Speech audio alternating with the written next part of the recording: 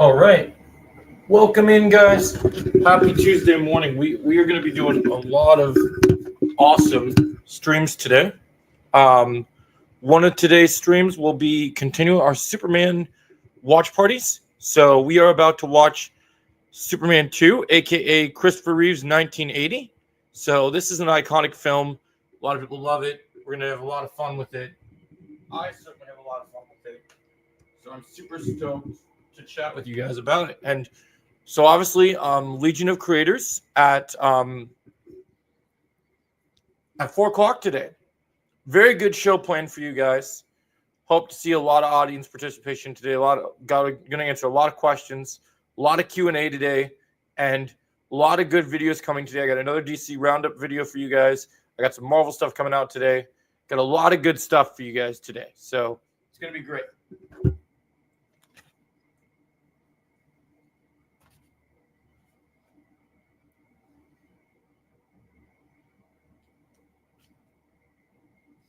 Got my creator mug with me today. So we're good on that. Excuse me for my attire, guys. I just came out from the gym, so I'm in gym attire today. So that was good. It was good to go to the gym and get things done. Let's watch Superman 2. So Superman 2 is 2 hours and 8 minutes. Wow, they like that runtime of 2 hours and 8 minutes with these movies. That's kind of crazy. All right, so I sent everybody links. Let's see what the updates say.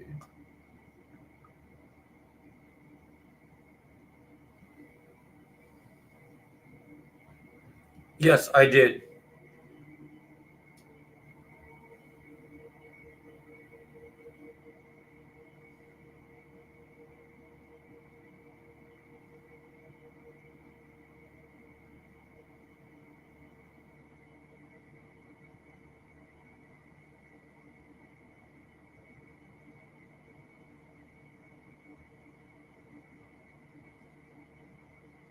I guess I wasn't following you at first because you didn't allow new requests from other people.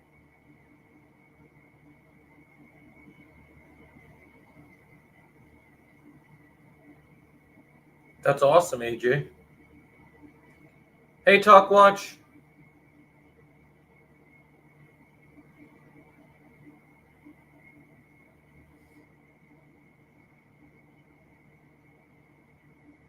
Underground, I'm waiting for you, bro. Okay, awesome.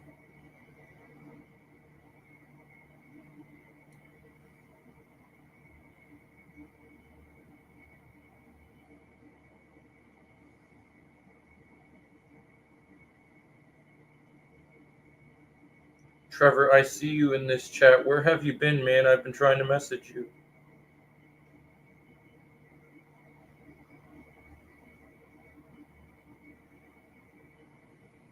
Yes, we're getting people that are going to join us soon.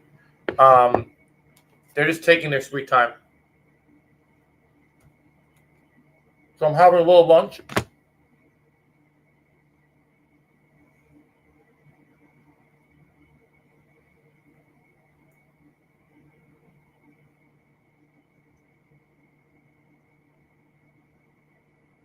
I love it, AJ.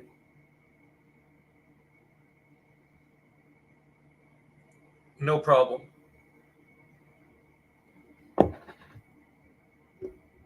My sister's coming.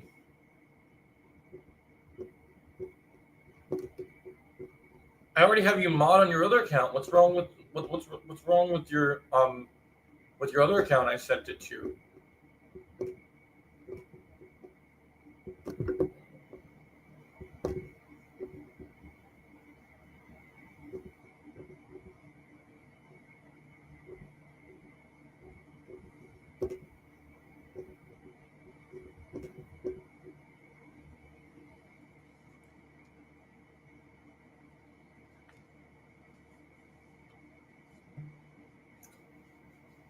Don't worry, man. I got Silver taken care of. How do you not know if it got hacked? Have you checked to make sure?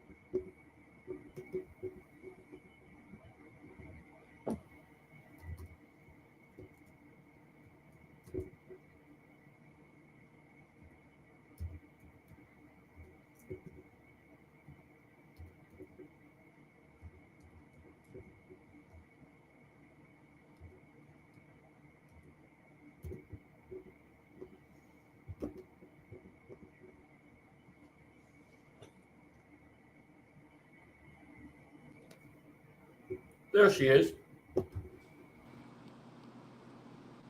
Hello. Is that a monkey? Yes. That's an interesting photo. I did not expect that from you. I just find it funny. You just found it funny. So you're like, oh, I'll put a silly photo up there. He's a thinker. He's a thinking monkey. Hey, it's better than half the shit that Chosen makes into photos when he's here. Uh, Just comes in with his multiple different accounts. yeah. I'll change it up a bit sometimes, but I thought the monkey was the best one to pick for today. I thought it was cool. I liked it. Yes, Retrolad. Clayface has been cast, guys. Yeah. Let me pull up while we're waiting for a couple people. Let me pull up the article for you guys because it's pretty interesting. And I'm going to do another news roundup today because there were some topics that I missed from yesterday's roundup. Like James Gunn has said that just got home to see the news. Oh, that's awesome, Retrolad. I just got back from the gym.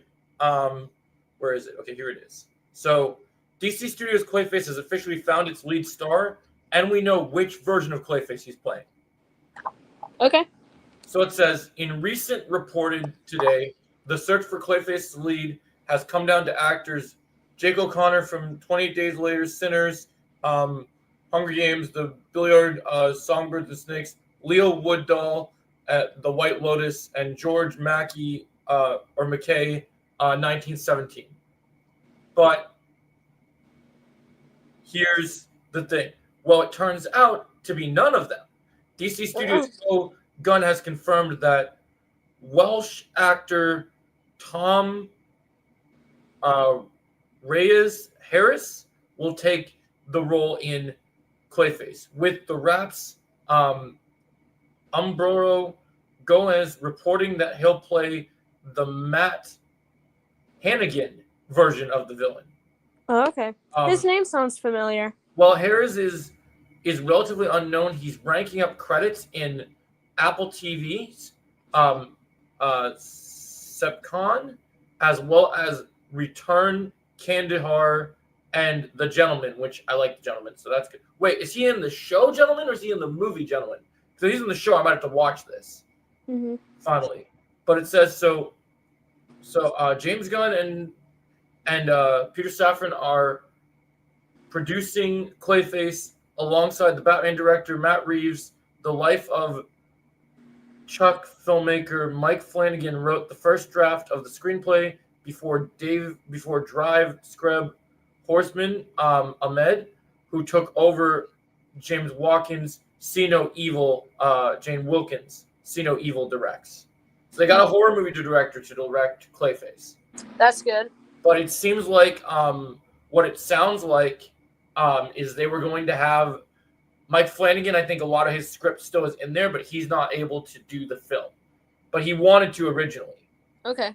But I think it will still turn out good because it seems like they have a good director. I've been meaning to watch See No Evil because it's been on my list. Like, I heard it's good. Yeah, me too.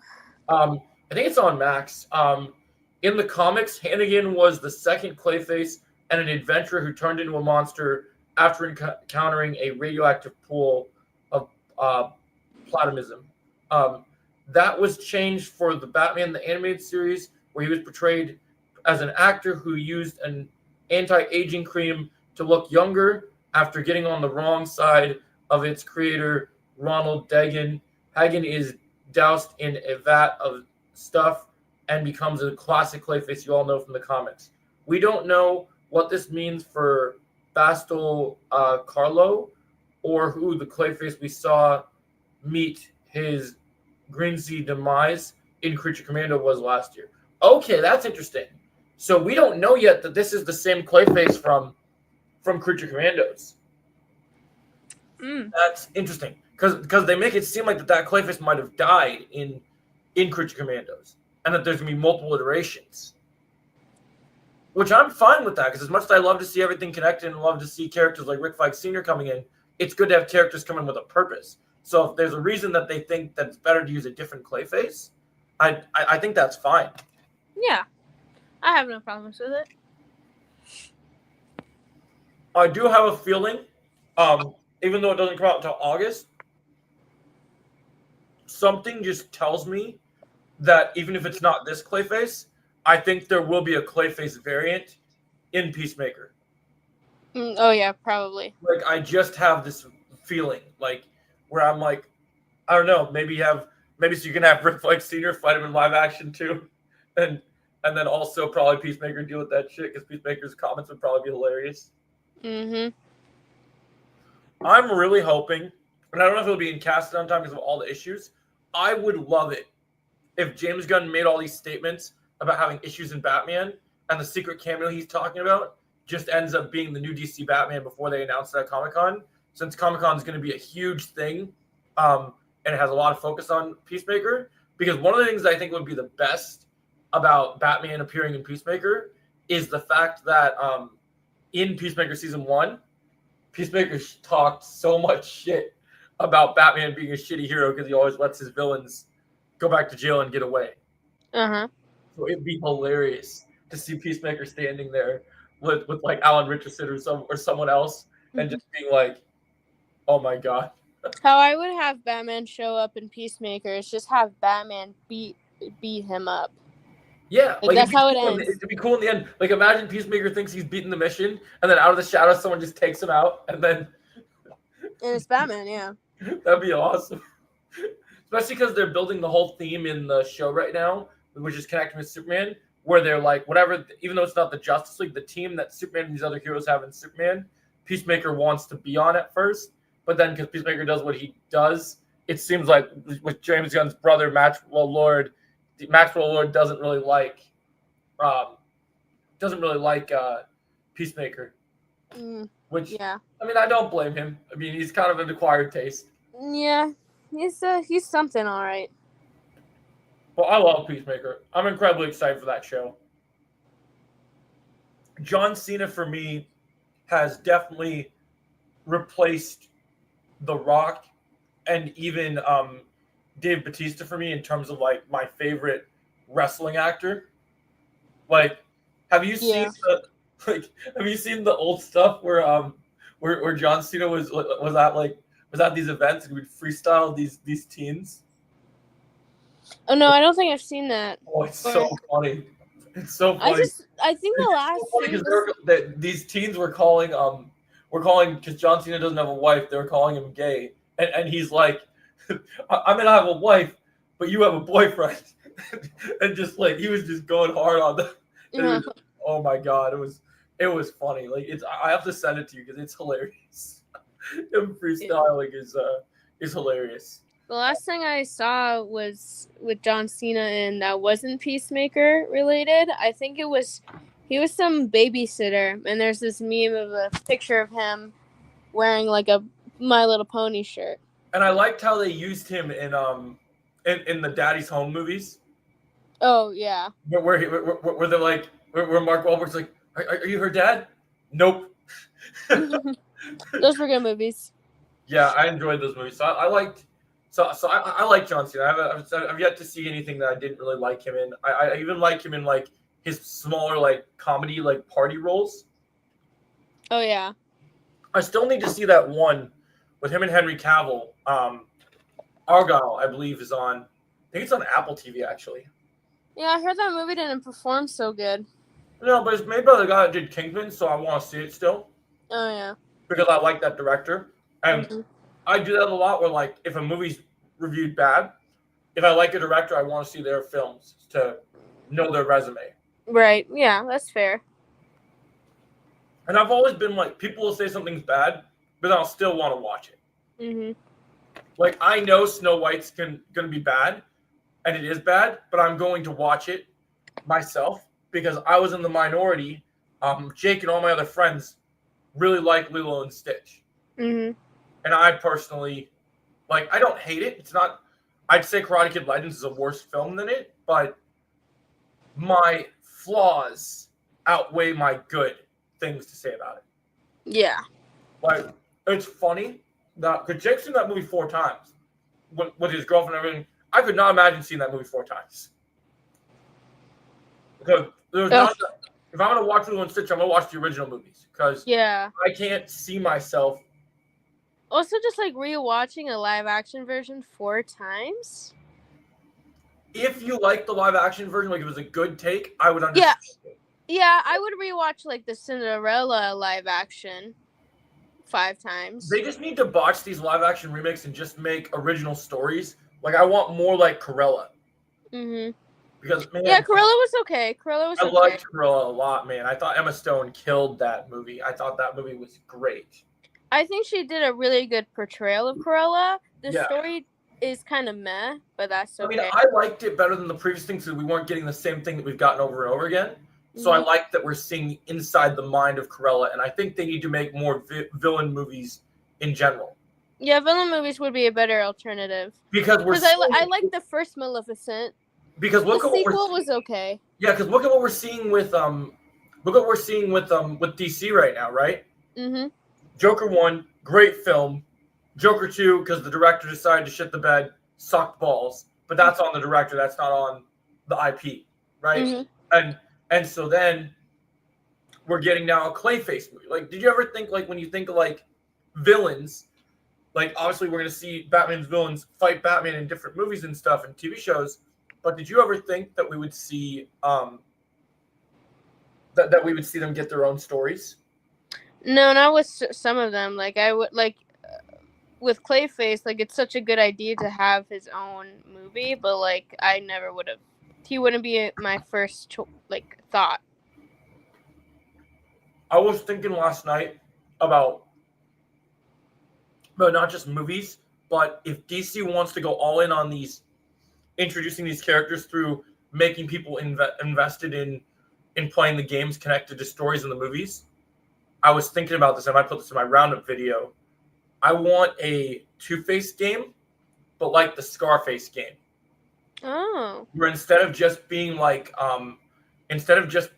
where you are playing, instead of like being like where you play Batman, you fight Clayface, you play the villain's perspective, and with Two-Face, you like in the Scarface game, it's kind of like Grand Theft Auto where you get free roam, you run around and do what you want and also complete missions. So you get to see Two-Face and his gang and really develop that rep. Also, yesterday was the 30th anniversary of Batman Forever, so I rewatched it yesterday. Right after I watched Superman, and man, I love Tommy Lee Jones in that movie. Man, it's so iconic. I like how all his thugs call him Face, like not Two-Face, just Face. Like, what are we gonna do, Face? Or what are we gonna do, boss? That would be a show I'd love. I want, like, since we've gotten things like the Penguin now, my eyes open that out of Batman villains, I want to see more of the gangster side of the Batman universe. Like season 2, I hope that they do a turf war between Black Mask and Penguin, because there was a thing in that scene where all the crime families were present, but the Roman Sionist wasn't there, or any of his thugs. So I think they have potential to work that in. I really think season 2 of Penguin would be a good way to introduce Two-Face. I was thinking about that too. My only thing is, like, he could be like, I don't know if Matt Reeves has said that he wants Two-Face. Like, he's a grounded character, so maybe he does want him in his universe. But I have a feeling. Harvey Dent's good. Well, I think that's the one question. That's one question we haven't talked about yet. If James Gunn is dealing with the fantastical villains, right? We know Matt Reeves has a Joker. We know Matt Reeves has a Riddler. We know he's going to do other characters. We got a Penguin. We got all these things. But even though we're doing fantastical threats in this new DCU, the big question is, and I get what James Gunn meant by the issues, are we going to have some villain overlap? Because Batman's rogue gallery is so huge. I honestly think an overlap would be good, because here's my take on it. Is that different takes of the characters? Yes, here's my take. Here's my idea. So, like, you have Matt Reeves' Riddler, right? Like, he was the Riddler. He did his own things, and he had the riddle traps. But compared to how dark and gritty Matt Reeves is, James Gunn could do his own Riddler, where he's more campy. Like, he has the green jumpsuit, and he has more elaborate traps that aren't. Yeah, you really could go back to possible that in the old. You go back to that old Riddler from Batman Forever era stuff. Yeah, that. And like, actually, what I would really love for Matt Reeves' Batman to do, and well, for both Batman, well, okay, maybe not James Gunn Batman, but for Matt Reeves' Batman, since his Batman has only been Batman for 2 years, he's younger. Mm-hmm. For Harvey Dent, because I think Harvey Dent and Bruce Wayne's relationship are so important, is that I either want Harvey Dent to appear in season 2 of Penguin and he's like this shady lawyer, or we wait for him to be revealed in Batman 2 and before he becomes Two-Face, he's best friends with Bruce and helps him be more sociable. Well, I think we're going to see him in Batman 2 because I think we're going to get we don't know when Penguin 2 is going to start happening. But even though there was all the backlash, people are being super annoying about Batman 2, which I have a whole video about what's going on with Batman 2. But there's a thing that I think that if you pay attention to the first Batman movie, they did something on purpose that makes it seem like to me that even though everyone's like, oh, I want Two-Face, I want this villain. I think they'll have other villains in the second movie. But I think they really will go all in with Two-Face in the second movie because they did something in the first movie that immediately opens the door for Two-Face to be a huge presence. Mm-hmm. Do you know what they did? What? In the first movie, and they even addressed it in the Penguin. Oh. One of the important people, one of the Riddler's targets that they took off the board was the current district attorney of Gotham. Oh, yeah. And if you know Harvey Dent, that's his job that he takes before he falls into being Two-Face. Yeah, that's right. Mm-hmm. So I think they opened that door. I wonder where Underground is. I'm like, where the heck are these people? I don't know. It's just us. I did watch the first Superman later last night, so I'm all caught up. So we can talk about that for a minute. I'm rewatching that movie. I love the way, like, I've seen all these stupid Snyder morons hating on in the newer trailer for Superman, how Superman has humor, right? Yeah. And I love the subtle things. Because after we watch this movie, tomorrow we're gonna start the Superman animated series. And so what I love about this is if you watch the animated series, the subtle things that they understand about how Superman acts and when he's saving people get me every time. They're so good. Like the moment where he the scene, I love Lois and Clark's relationship in the first movie, where when they meet for the first time, and Superman's like, "Don't worry, Miss Lane, I got you," and then she's like, "You got me? Who's got you?" Oh yeah. or like the moment where the moment I love is when the bad guys try to scale the building, and Superman's like, "What? You didn't want to use the elevator?" Like it's just, as he falls, being surprised by Superman. It's just the subtle stuff. Or like Jimmy Olsen at the end when Superman goes back in time to save Lois and stuff. And he has and Jimmy's all pissed off that you left me with the crocodiles and all this other things in the boat. Oh yeah, it was a good like superhero movie. Like it was. I think it's on Max. Have you seen the actual Christopher Reeves documentary? I have not watched that yet. I know it's on Max, I don't know if we'll watch party it, but you and I might watch before, not today, but maybe before we do the animated series. Maybe we'll watch that first since we've been going on this Christopher Reeves journey. Because I want more people to see it because it's really interesting. Not only for people that love that version of Superman, but also for if you want to know Christopher Reeves. Oh, you're on your way? No worries, Underground. So for people that know Christopher Reeves, like I know Underground wants to join because he hasn't seen it yet, and I saw it in theaters because I've been a huge Christopher Reeves fan all my life, and so I love it because it not only explores Christopher Reeves, how he got the role of Superman, all those great things. You meet his family, you see how they struggle with things, and you find out that Christopher Reeves playing Superman. One of the reasons that he's one of the best portrayals of it, it's not just that he went to all these good schools and became a good actor. He was playing Superman because the person in his life, the person he was Superman. Like the things he did in real life without being a little Kryptonian, right? He was basically Superman. Like he had problems. Like he gets injured at some point in his life and got paralyzed. Yeah. But no matter what, he dedicated his life despite where he was at, and there was some dark turns in his life, and you see it, and it makes you cry. you could see still he is that hope and he is that light no matter what. Oh yeah, he was very kind. Like Yeah. he died doing what he loved to help others. And there's a lot of stuff about because he was paralyzed, he got paralyzed enough that he would be considered to have a disability. And so for me, that really hit home seeing how his family reacted to it and how it took him to some dark places, but he really did try to really, really do what he could. Mm-hmm. Hold on, I'm gonna re-enter. I'll be out for just a second. I'm gonna open this into the actual thing. So hold on. No worries.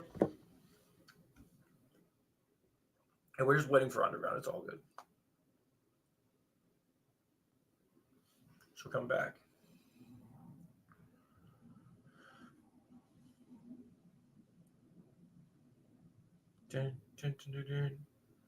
How are you doing today, Retrolad, after that news? Does that make you excited? Oh, jeez. Oh, Underground's back. Perfect. Crypto, the super dog. Hey, yo. What's up? Sorry, I was... It's okay. We were talking about the latest DC news, including what happened with... Ken's back. With what happened with that we got Clayface cast and found out which version of Clayface is today.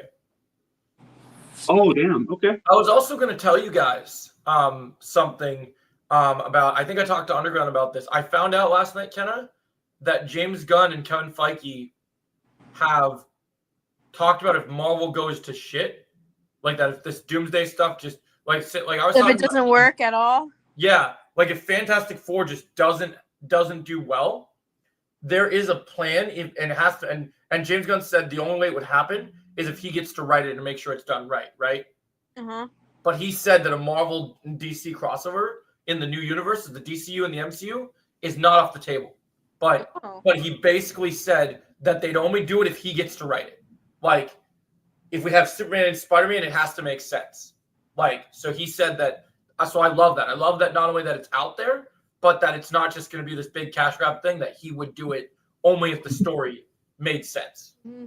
I would rather have like Avengers versus Justice League over what they're going to do Avengers versus X-Men.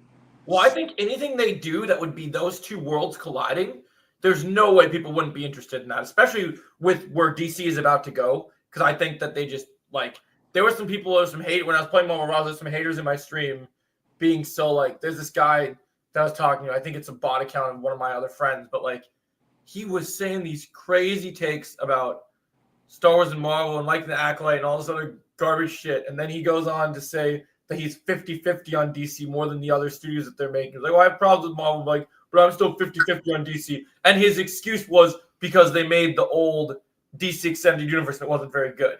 And I was like, do you not understand that this is an entire new universe? Like, people want something that's fresh.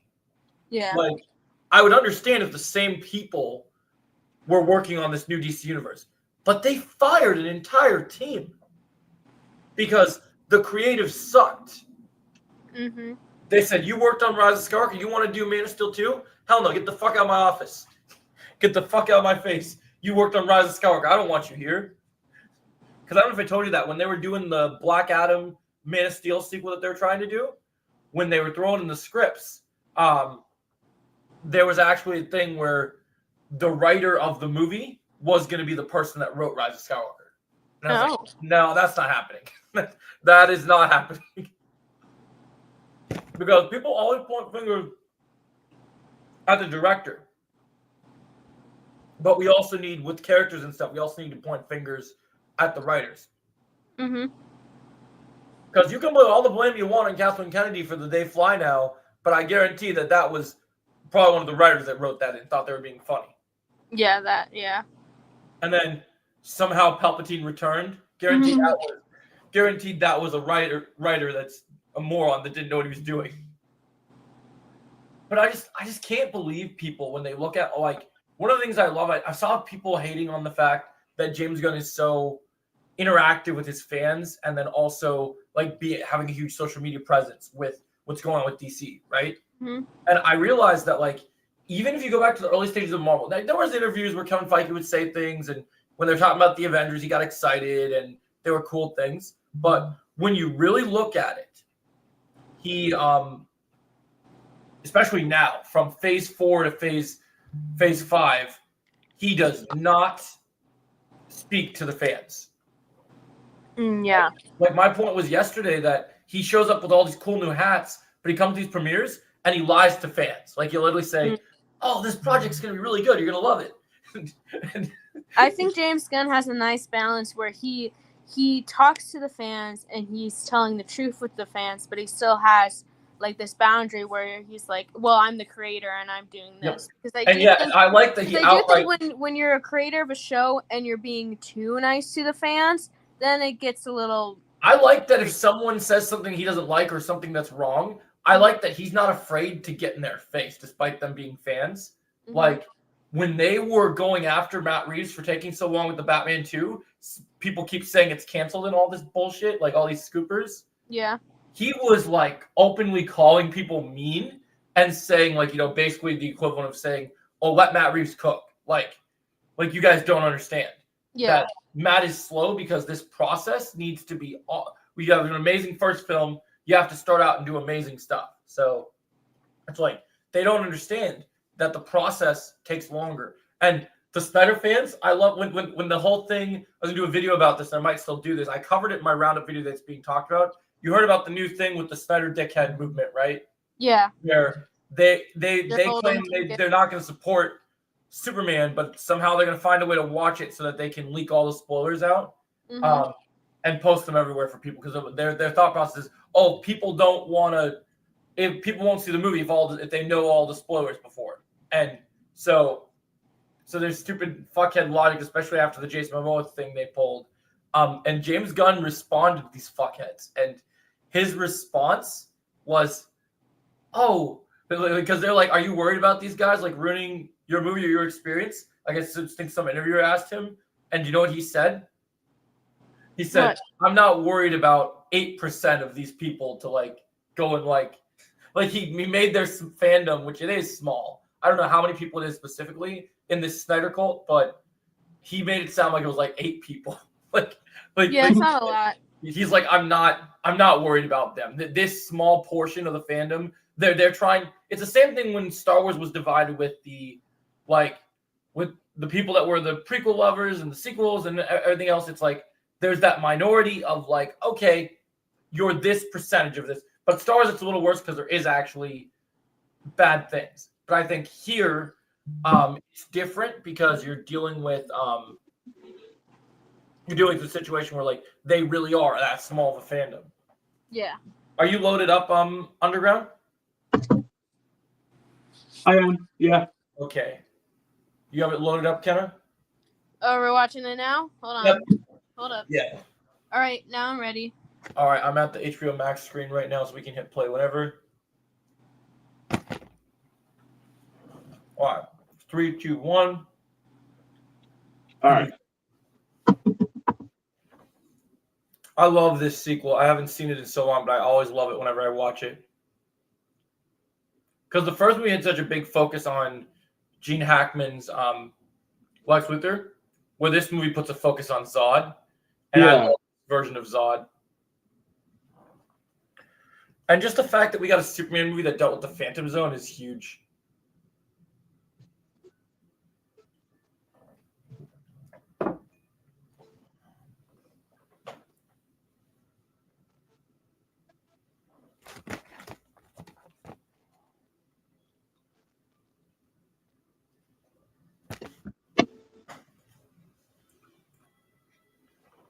Oh, I see you changed your photo, Underground. Yeah. You went to from cryptocurrency to Clark Kent. Yeah.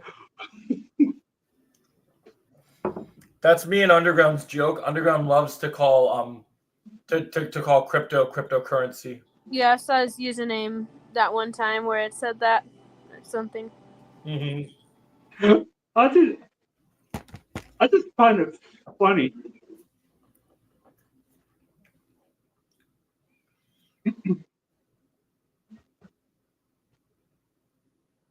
I love how they're all in the fortress.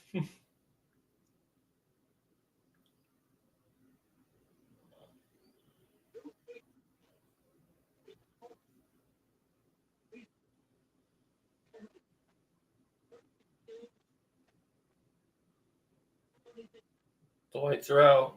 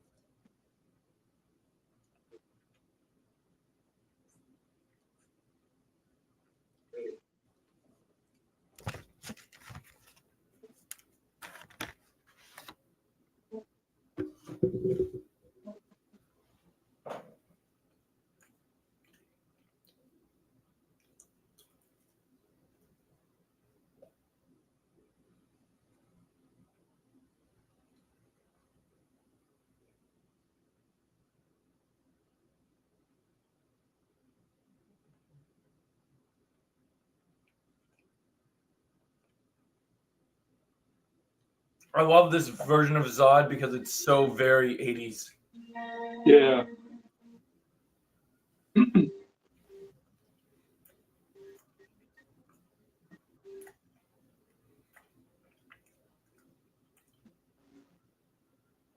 love the fact that they're just crammed in the tiny crystal.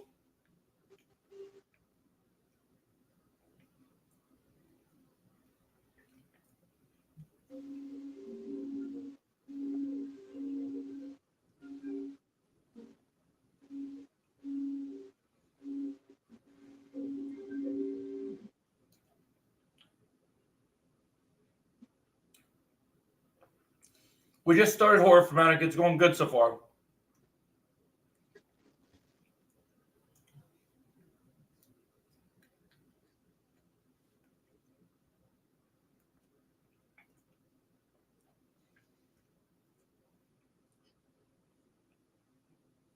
I wonder when we're gonna see Supergirl and Superman, since she's said to be in it.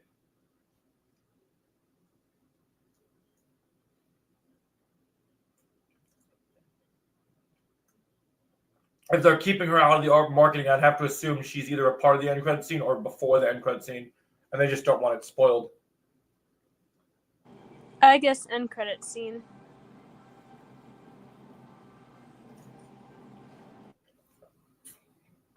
See, I feel like the end credit scene is gonna be something that we don't know about, though. So, oh, it's okay, man. So I feel like there's gonna be some big surprise that James Gunn's been building, like since he said he's been cooking this other second film.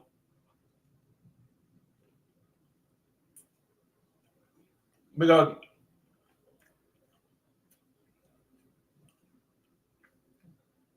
before the Supergirl script was done, they had her cast for Superman specifically.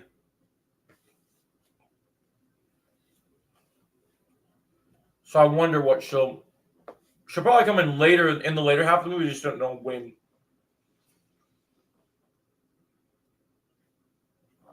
With the existence of the metahumans being around for 300 years, anybody who knows the story with Clark and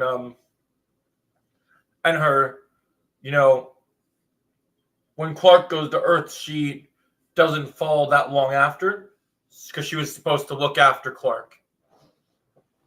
Right. So it wouldn't surprise me if they've already seen each other in this universe when we see them interact. Yeah, that would make sense. I'd like to see their dynamic really. Plus, I'm just really excited to see what Millie Alcock is like, because even though I was it wasn't my pick for her, I do think she's going to be fantastic. Yeah, I think she's going to be good too. I keep forgetting now that I have Max back. I need to watch House of the Dragon because it's been on my list for a long time, and I keep forgetting to watch it. She's in another. She's in a movie on Netflix. I forgot what it's called,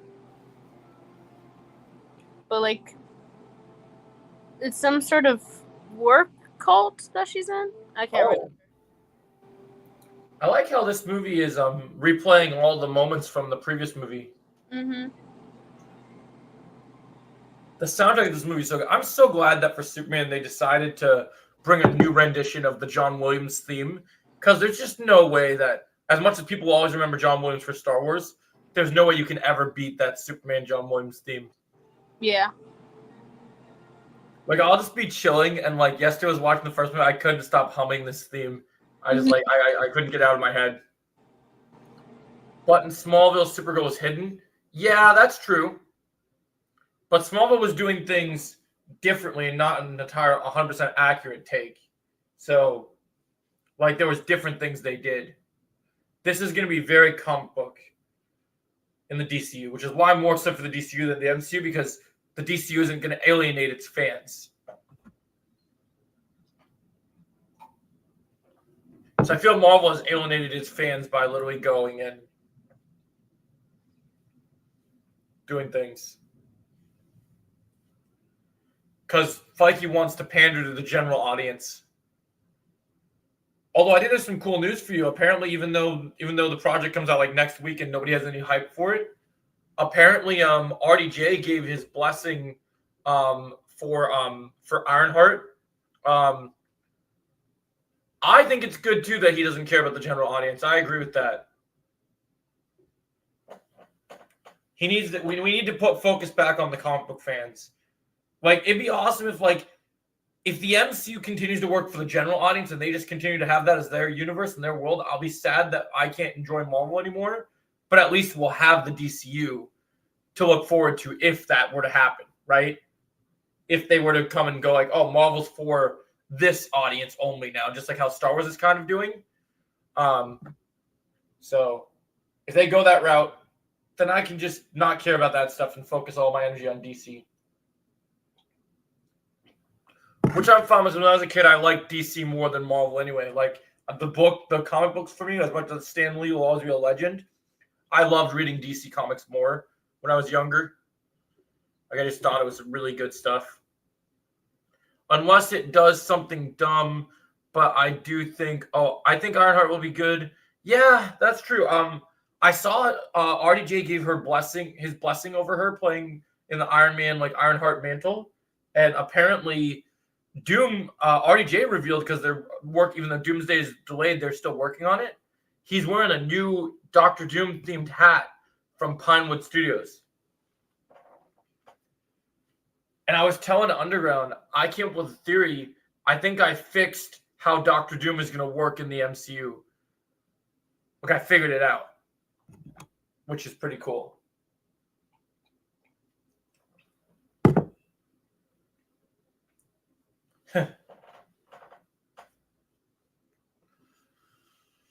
I don't enjoy television. There's too much violence.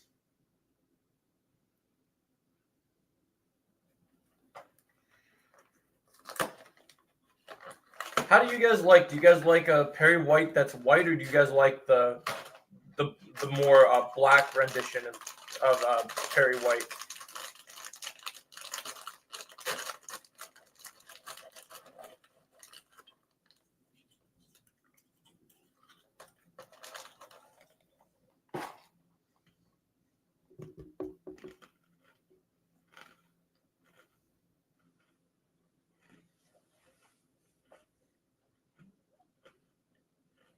Yeah, you're indifferent. That makes sense.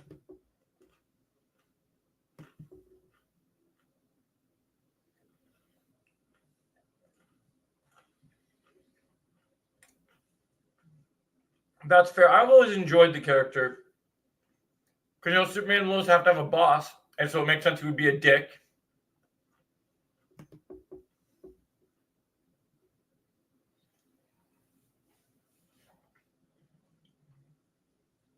Yeah, we can't trust him, Retrolide. Oh, I love that scene. That's so cool. Are you guys watching this in 4K right now?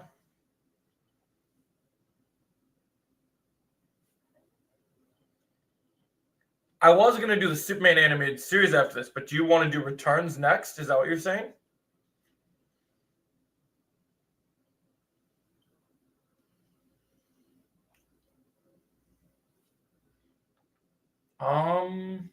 I'm not sure. I think it is.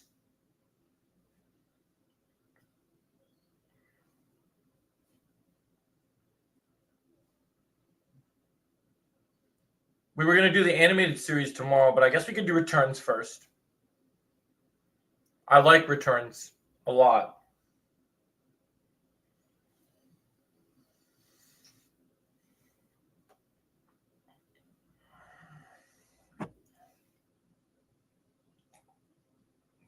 Yeah, I'm watching it in 4K on Max right now.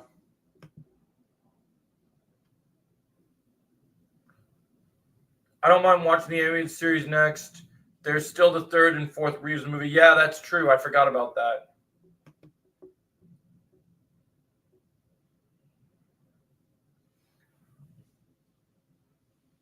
Oh, you saw it, Horror Fanatic? There's no 4K for Superman Returns, Retrolab? Really?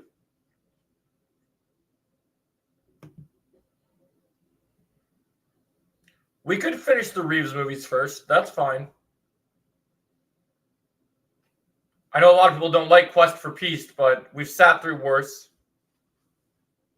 I'm down for that. We still have lots of time, so if we finish all the Reeves films, like we're on the second film, I think there's 4 movies. So if we finish 3 and 4, if we watch 3 and 4 on Wednesday, we should be able to start the other stuff later. Oh, really? Technically, Returns is canon after Superman 2? Interesting. Okay. It's a crazy elevator. Yeah, I think we'll finish all 4 of the Reeves because we want to see Reeves' versions completely, especially since I'm going to do a ranking of all the Superman actors once this movie ends. Oh, that's right. It does erase 3 and 4.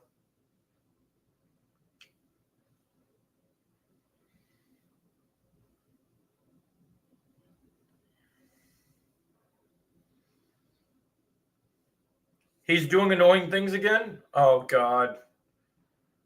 Bro's a Snyder fan. Can't stand Snyder fans.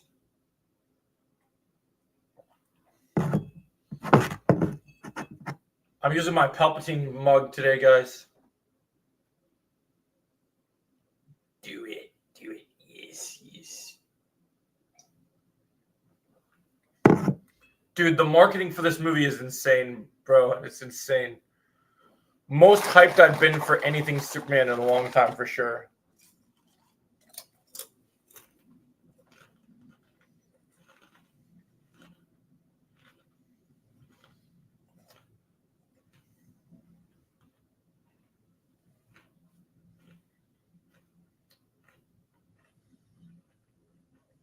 It's about time, Metro.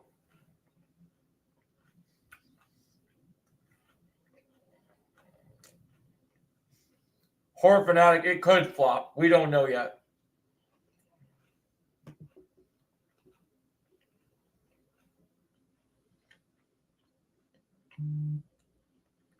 To each their own, Underground.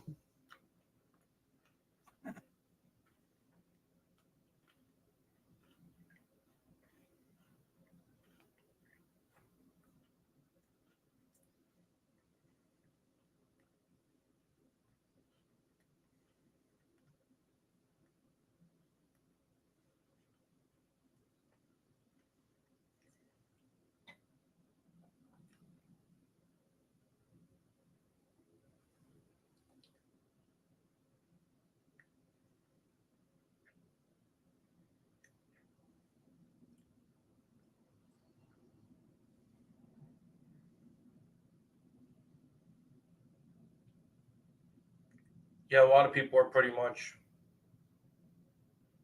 Yep, I have a video about this coming today. AJ.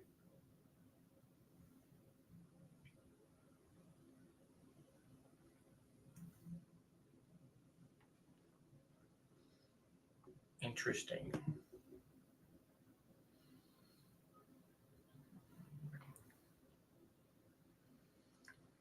Yeah, it does have rewatchableness.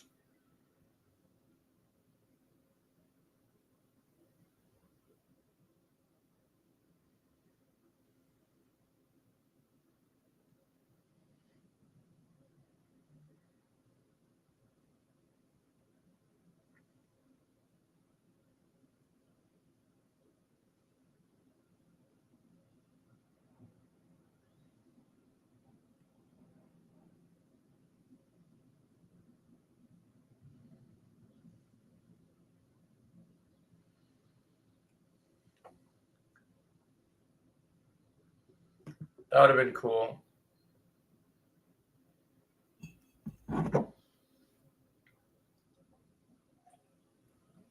I covered it in my DC News Roundup video yesterday, Horror Fanatic. It's just hard because there's been so many different iterations of Batman. They got to find the right stories to tell.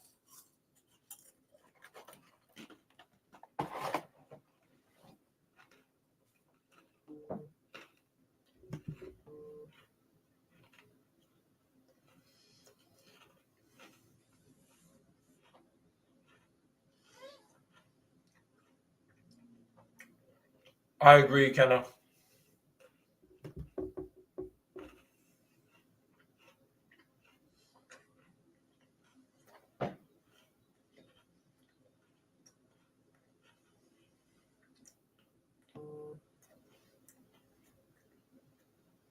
That elevator scene is crazy.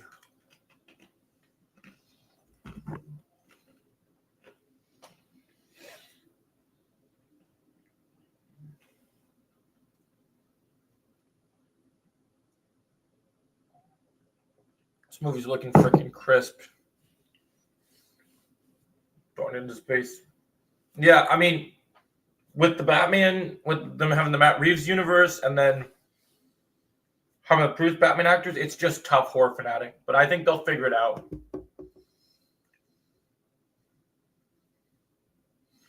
Yeah, I like it too. Oh, I love Jack Nicholson's Joker. We should rewatch when we get ready to do Batman stuff. When they announce the DCU Batman, we should rewatch Batman '89 because I love that movie. Yeah, man, he's cooking.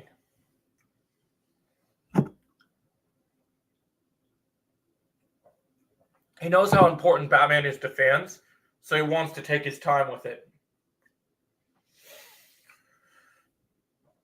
I mean, Batman is the most popular comic book character of all time, even more than Spider-Man, so I think they know they got to do it right. Oh, yeah.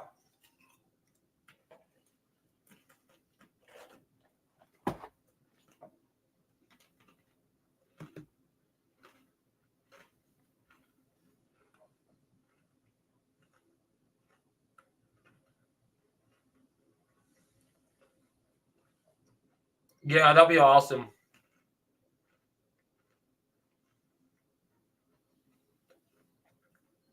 Yeah, we really need the Crown Prince of Crime. My fan cast for DCU Joker right now is Bill Skarsgård right now.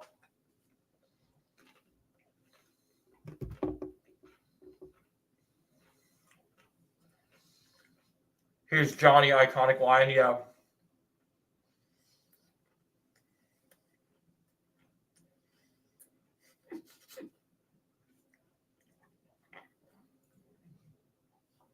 Took a little jealousy in that voice.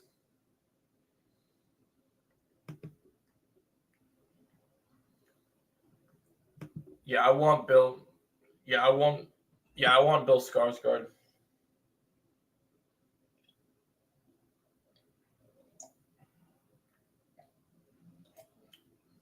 I just think it makes sense.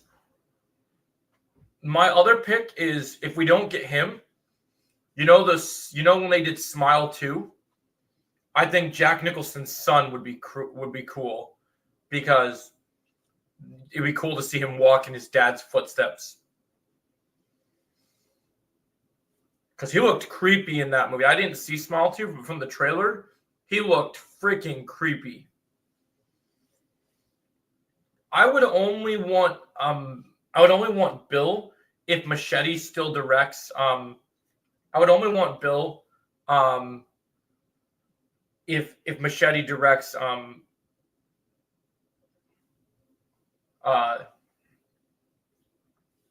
if Machete directs Brave and the Bold like he's supposed to, because then I think that makes sense to keep those two actors that like the actor and director that like working together. Joe, you probably knew this already, but Superman Lois made an appearance in but this Lois made an appearance in. Yeah, I forgot about that. Have you looked up the dude who played Joker in the State Farm commercial? Yeah, I did. He's actually pretty good. Yeah, I definitely would like the State Farm guy would be good, or I'd like Jack Nicholson's son. I've really been pulling for Jack Nicholson's son lately.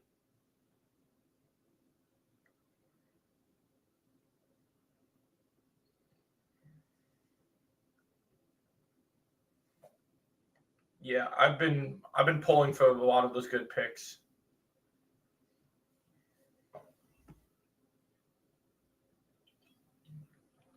This version of Lois Lane is so good. I love it.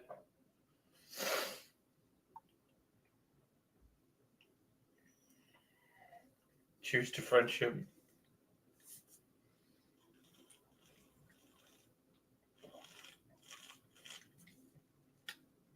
Now we're in prison.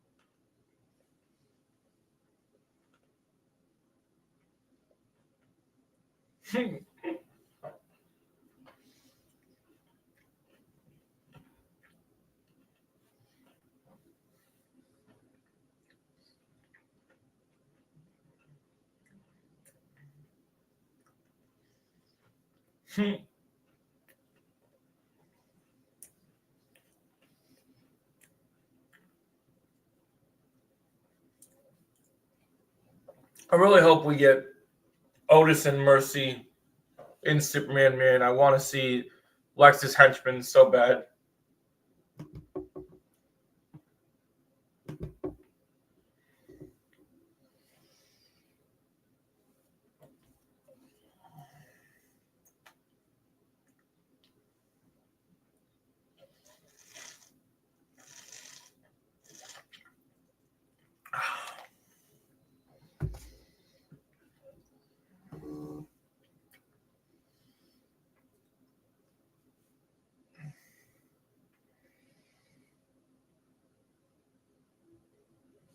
Things give me a headache.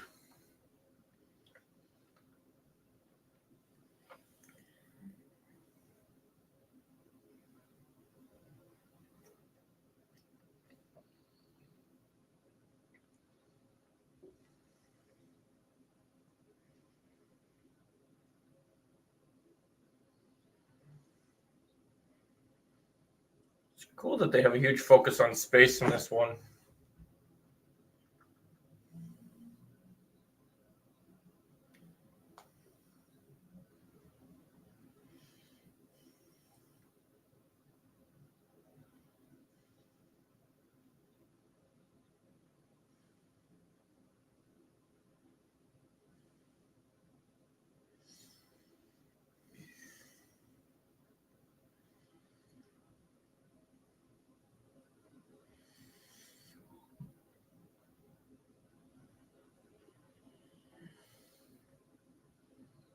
What's up, anything stores in Marvel? Talking to his Quan poster.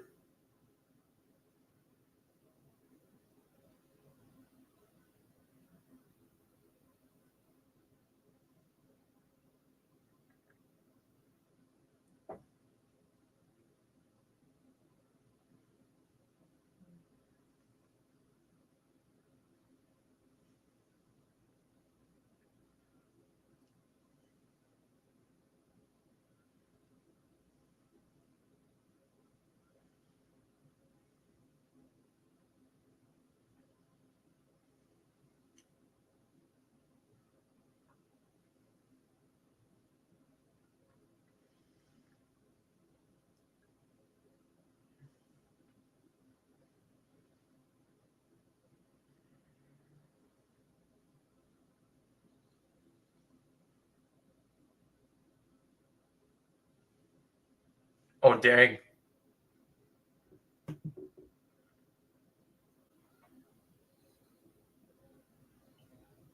Right, man?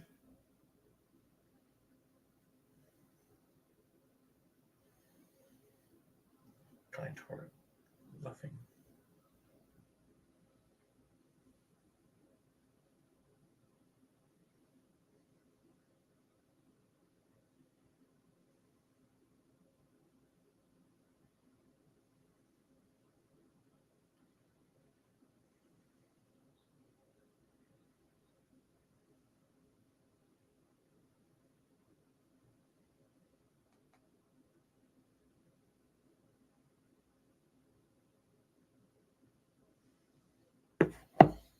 I love it. Underground, that's a good take. Do you think Bruce Wayne Batman should cameo in any sort of way with the solo Clayface movie set in the DCU? Yeah, I have a video coming out about it today where I'm going to explain. I think he will be in that movie because he is a Batman villain. I think it makes sense to have Batman in that film. I think he'll debut before Brave and the Bold.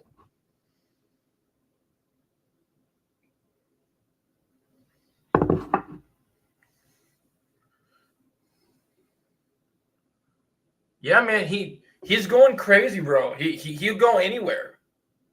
They're cooking, bro. They want the whole world to love this movie, Retro Lad.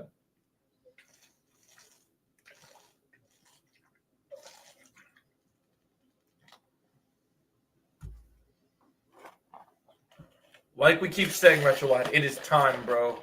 DC's future is the future.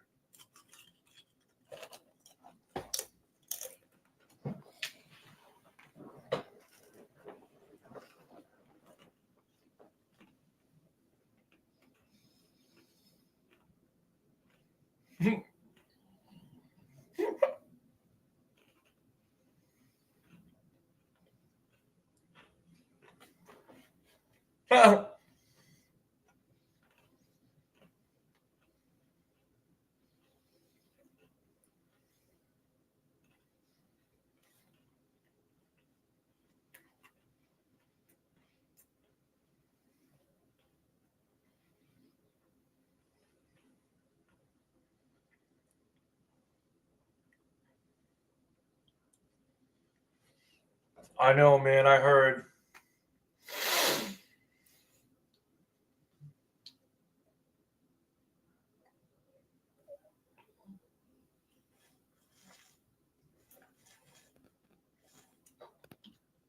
They're just pushing the representation too much, man. It's starting to get on my nerves. Agree, Retro. We don't have to deal with that shit in DC.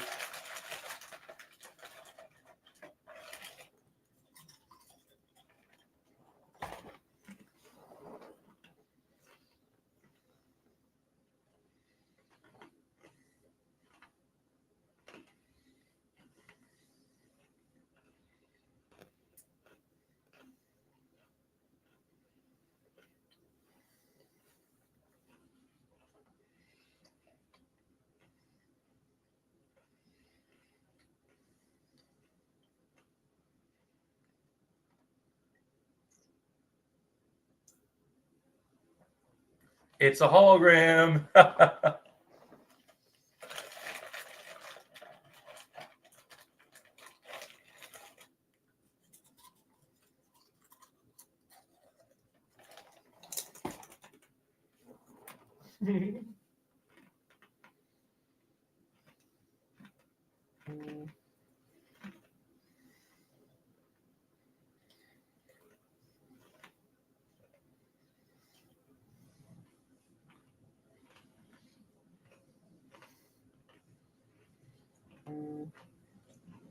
That would be amazing, Retro.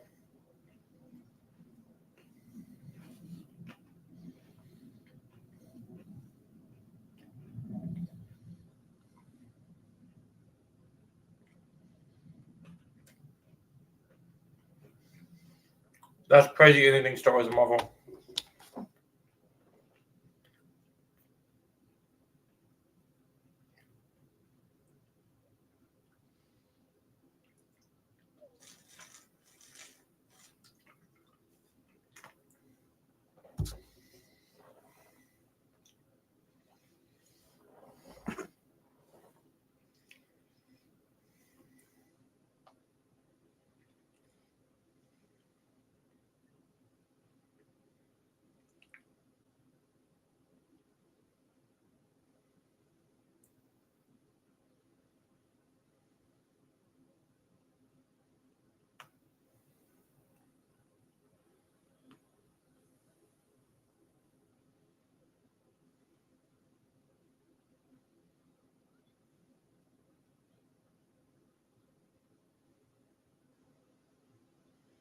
Yeah, I have lots of them. I'm currently watching Superman 2 right now with my sister and my friends.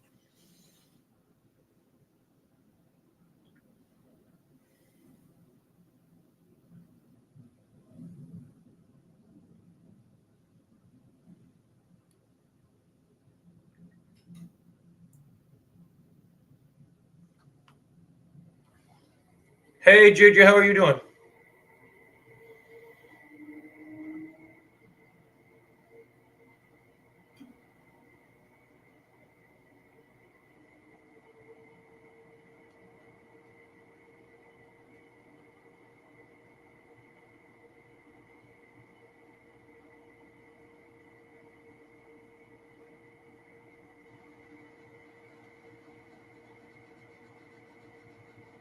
Oh, awesome. So we can play together?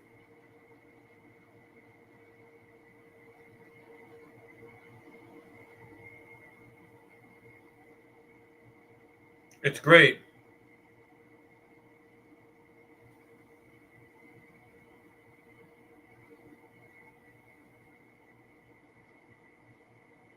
Definitely.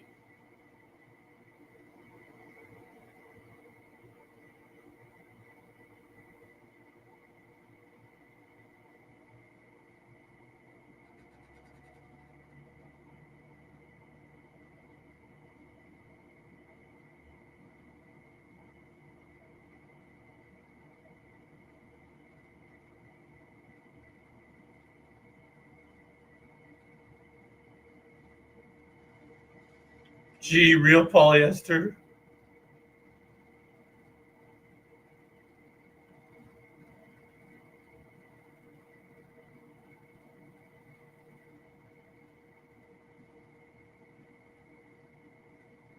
Whatever.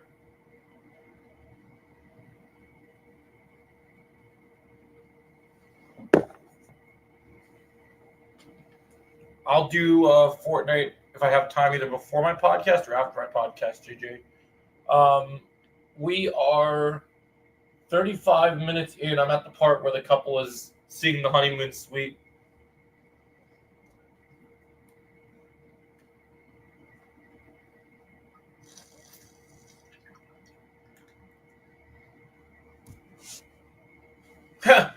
Big bear.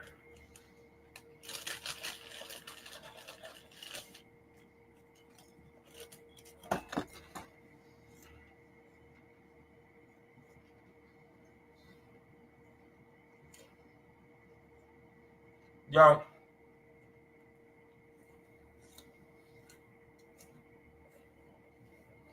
agreed, JJ. Okay, man, that sounds great. I read it now. Yeah, I'm scared too. I feel bad for him too, my friend.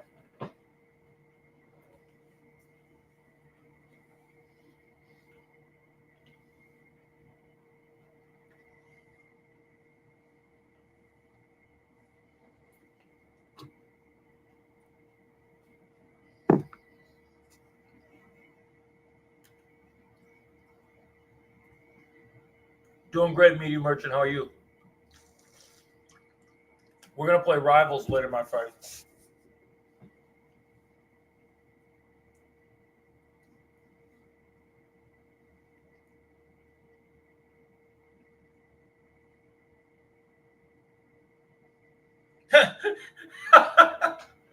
Oh my god, that's funny.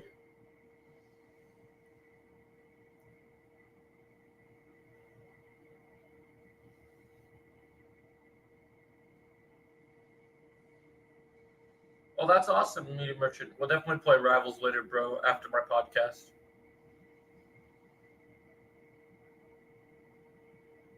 Oh, thanks, man. Appreciate it.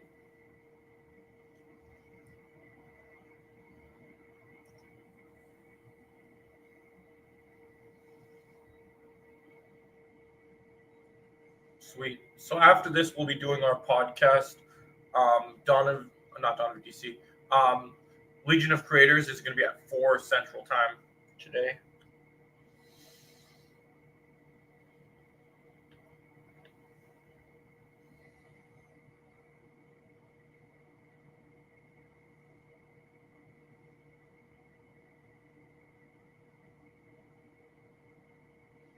Here's my hand, Clark. Hold it.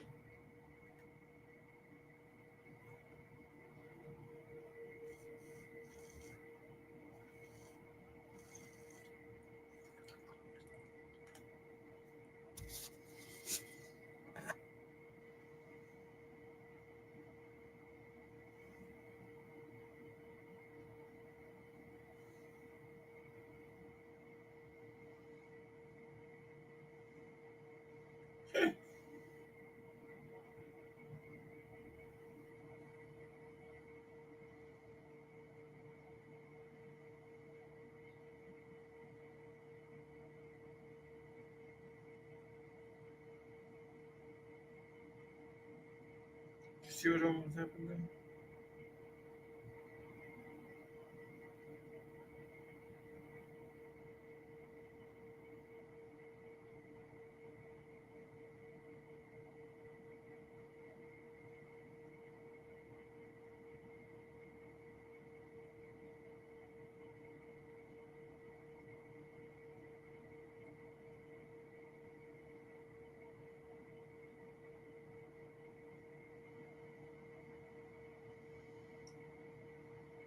My one track mind is telling me I'm hungry.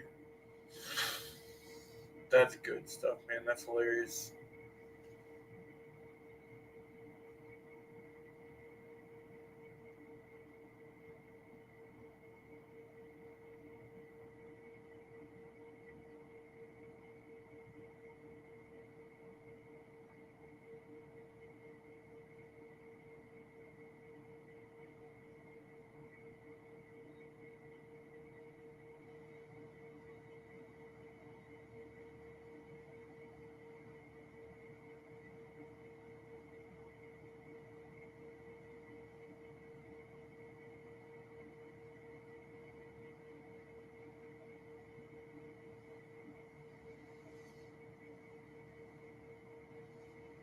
I'll do both. Anything Star Wars or Marvel. Saving the girl.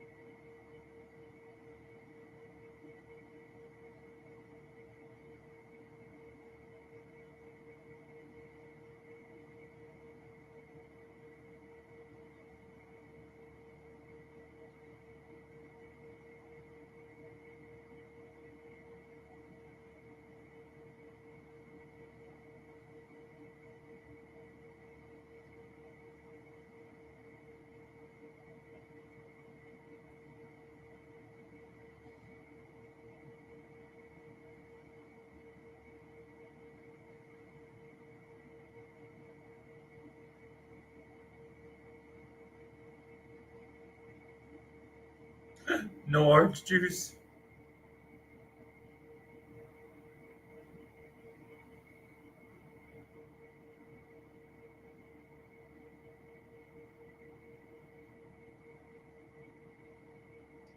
Diablo.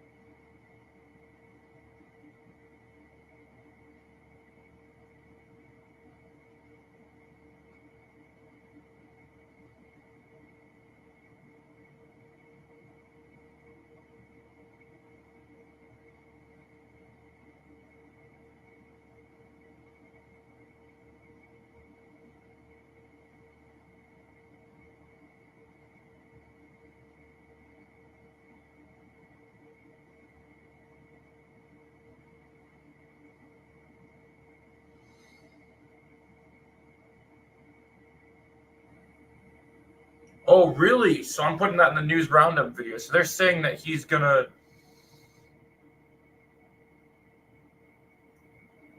So are they gonna share villains then?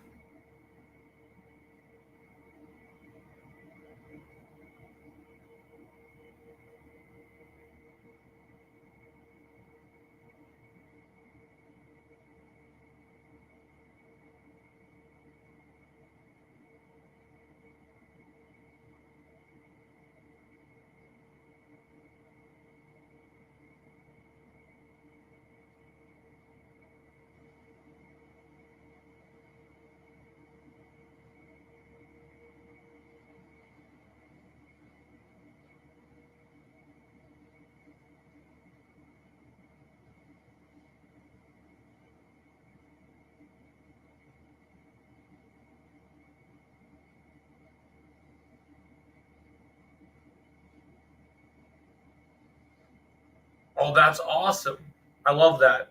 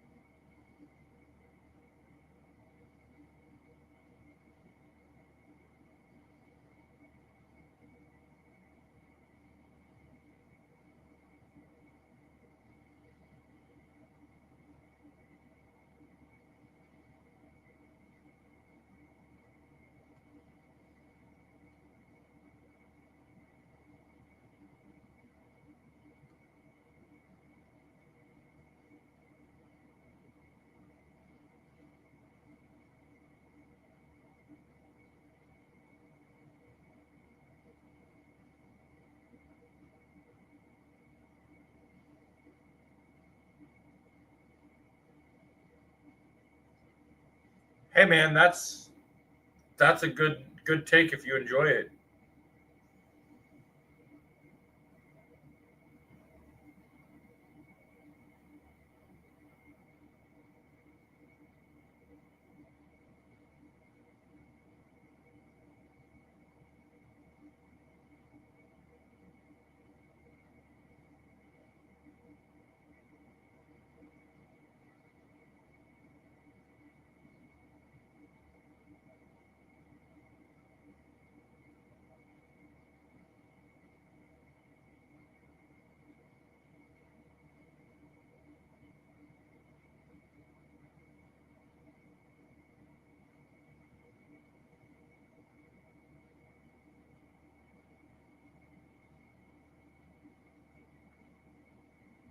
Okay.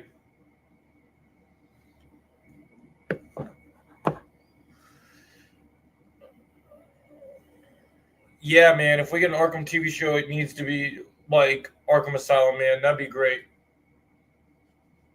It's the one thing that the DCU has never. That's the one thing DC's never gotten to do that I think we need to make is we've gotten Batman in films. But we've never gotten a proper Batman TV show.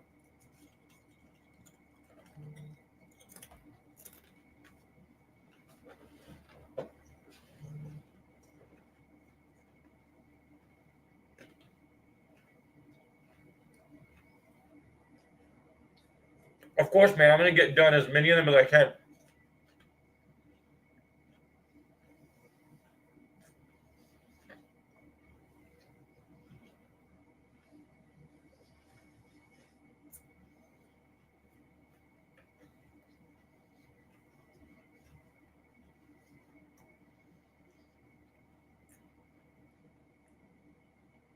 That's something I've always wanted ever since Gotham, man. Is a straight up Batman TV show. Because you can do a lot of things in a movie, but you can do so many more things in a TV show.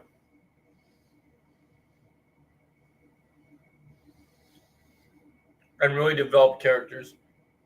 And that's a good way to tell the backstory of Batman without having it damage the larger world movies for the DCU.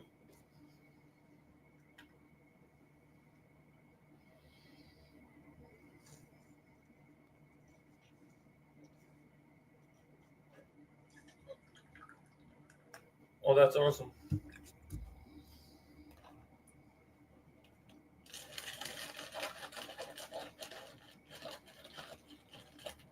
Did you play the Batman game trilogy? Yeah, man, I love all the games.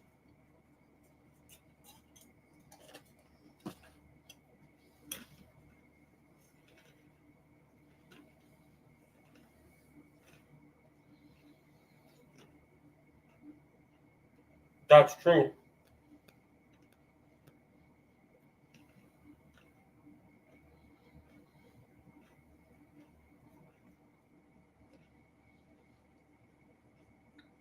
Yes, JJ, 100%.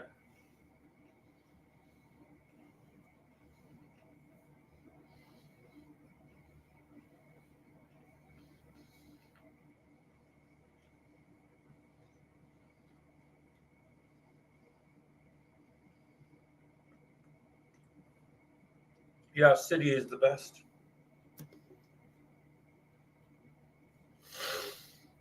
Not the snake.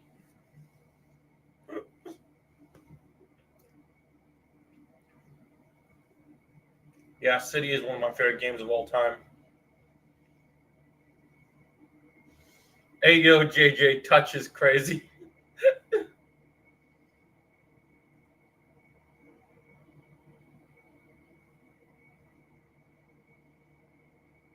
Dang. Burn the snake.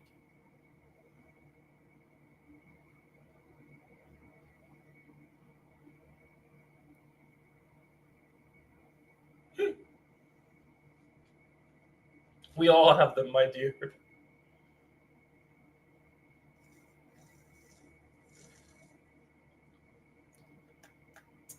He incinerated the snake. She destroyed that snake.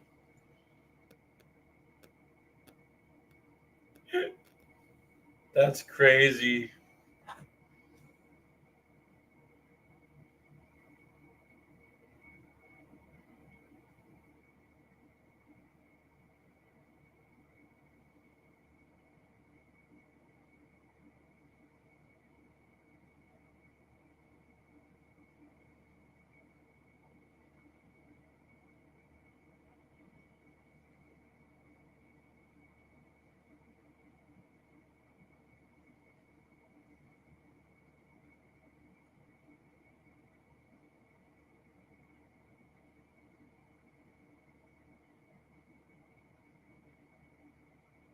It's going great, man.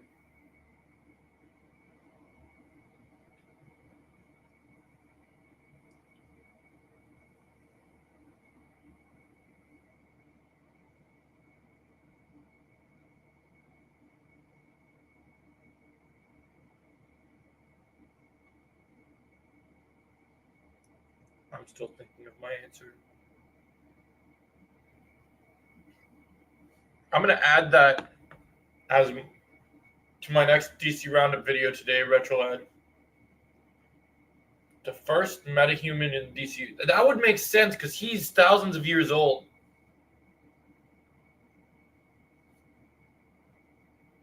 I want a good take on Vandal Savage, man.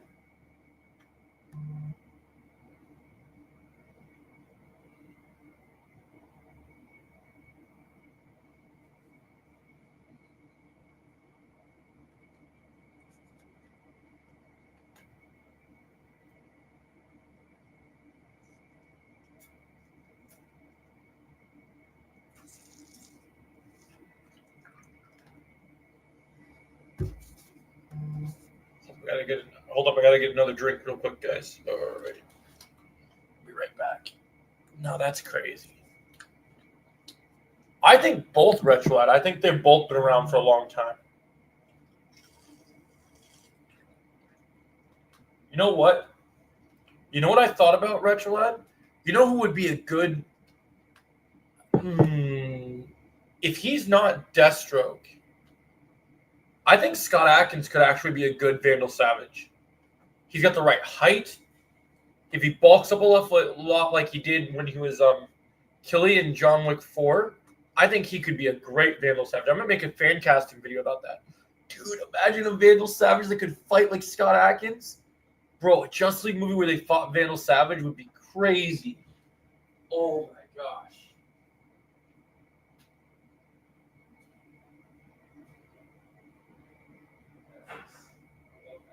I love that.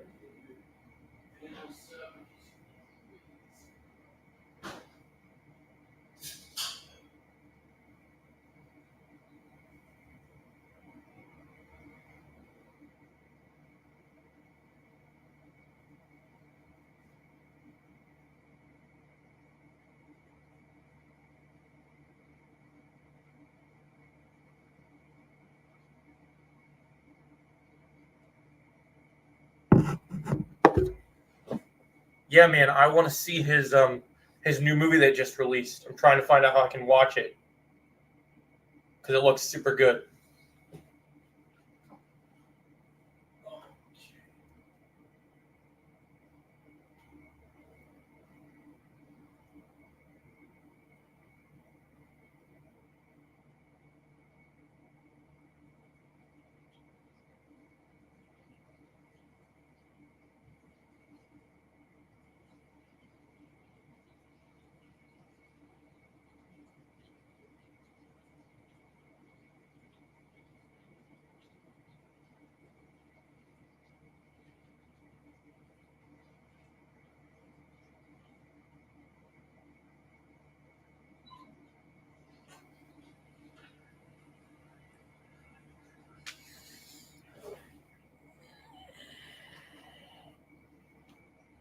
All right.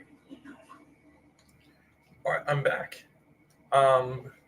Can we get Injustice Elseworlds live action movies from the comics? Yeah, man. I think that's on the table.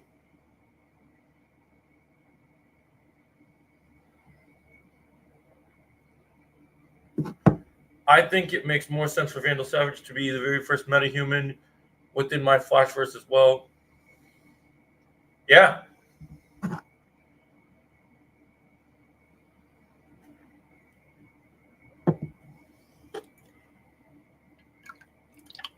Vandal Savage, bro.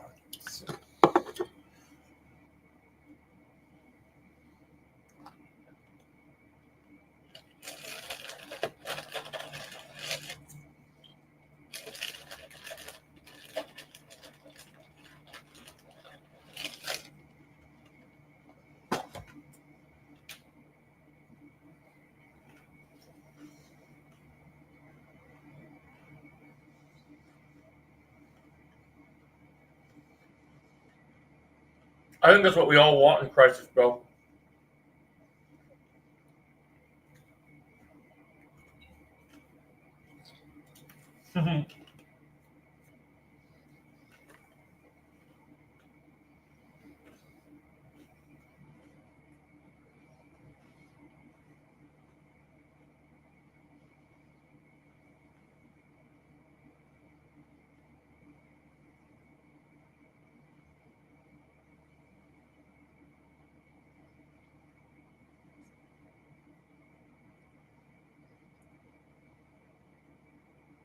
You need meat and potatoes.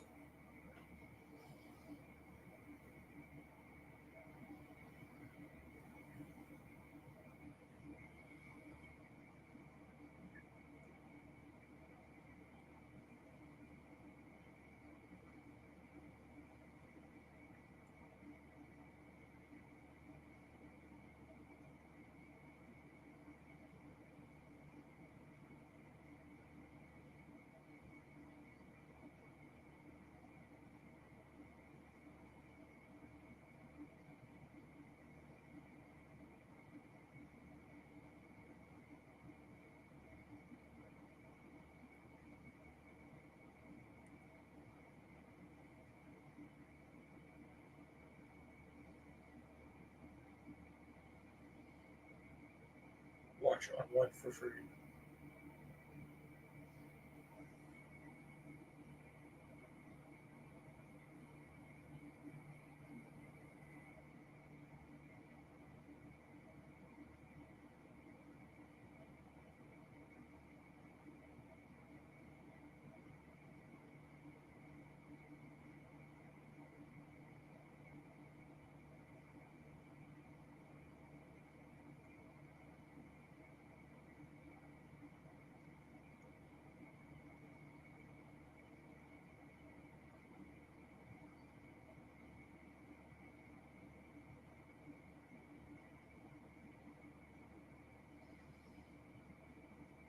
Imagine Keaton.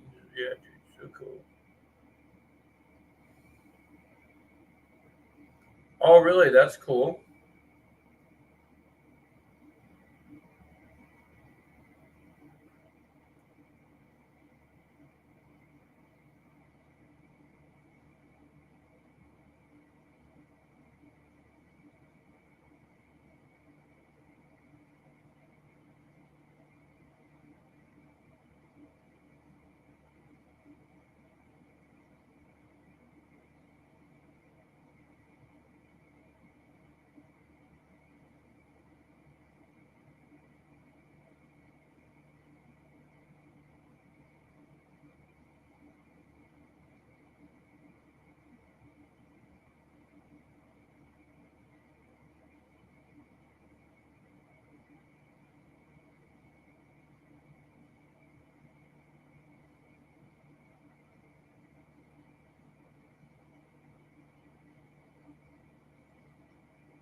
That's crazy.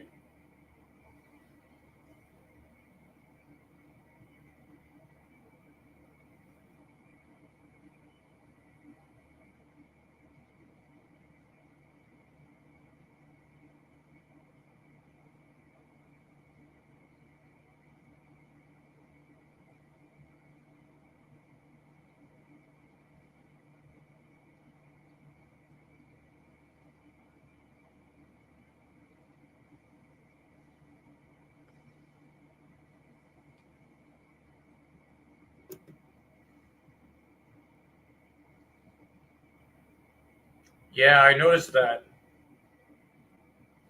Mistakes like that happen sometimes.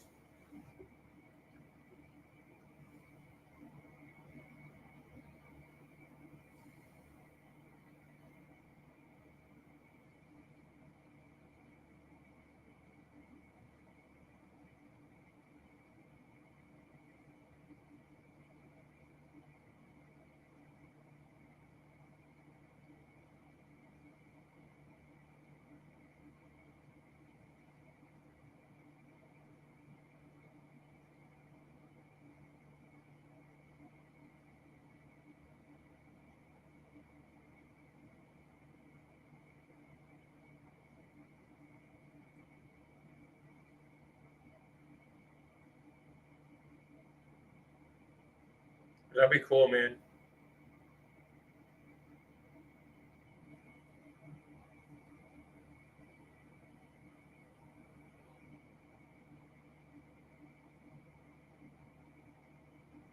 Oh no.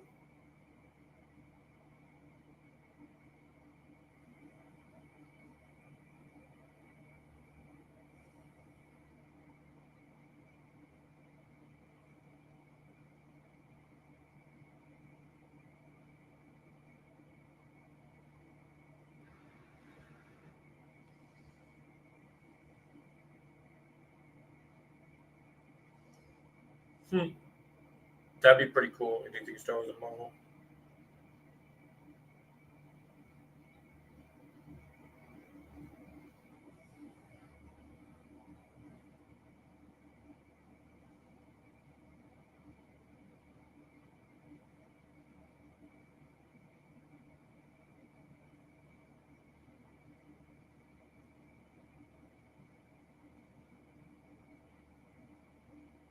I'm not busy. I just have plans, but I have a full availability where I'm open to doing other things and having balance.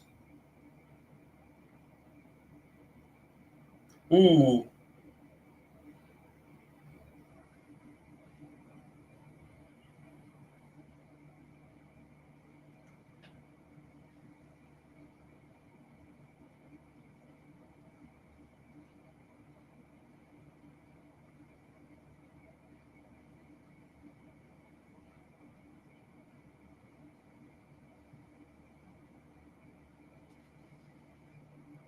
yeah, but I'm not busy all day.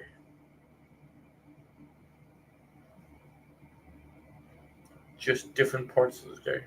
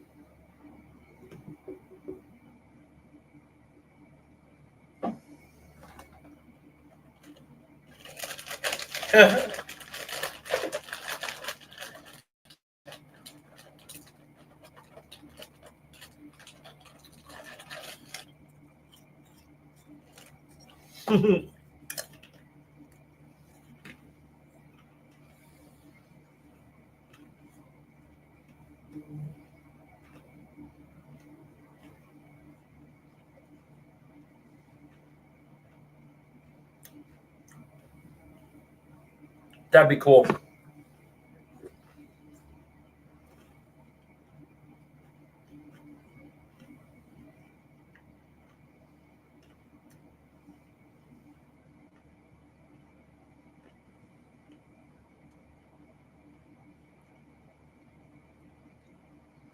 Yeah.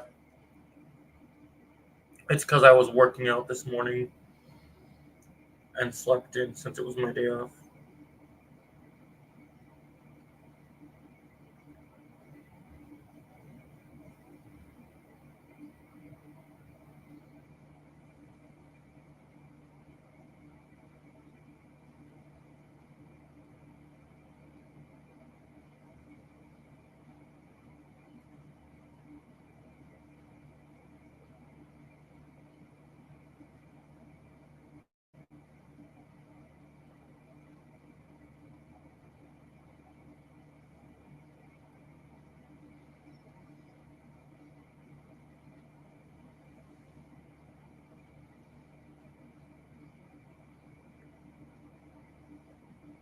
I'm just watching one movie right now, and I'm almost done with it.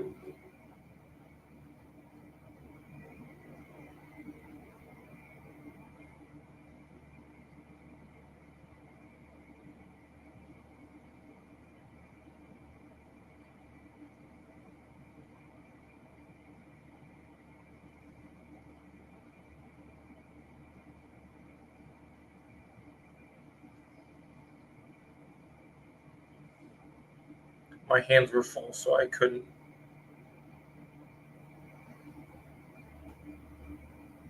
Check. I also didn't bring my phone with me.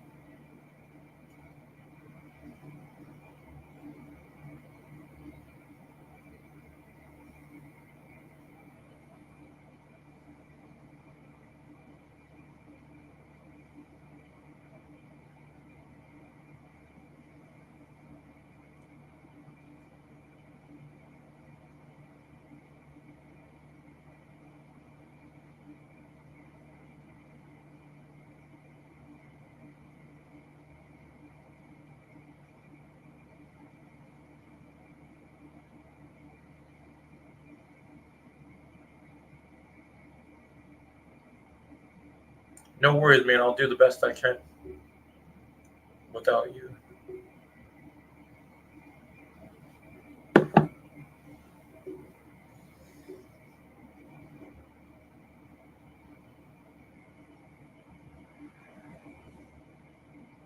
Yeah, I will.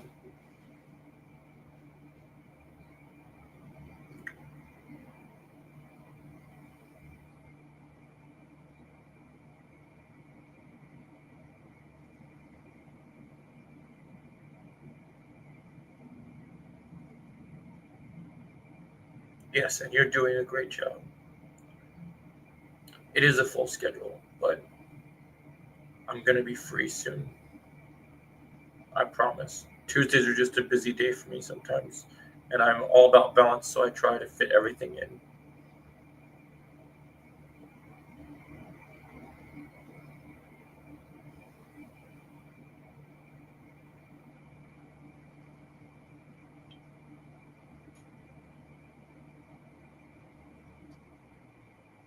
Yeah, I'll definitely do that.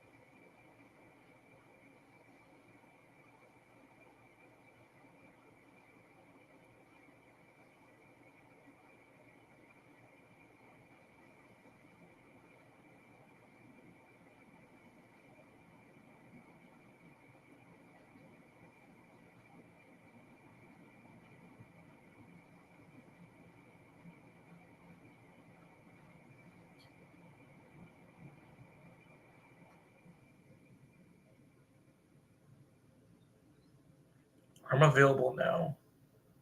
I've been working on that, keeping my phone near me when I do those things. Because when I make videos, I've been using my laptop instead of my phone lately, so I'm able to have it on me more often. And going to the movies, I can have my phone on, but sometimes I had a bad battery.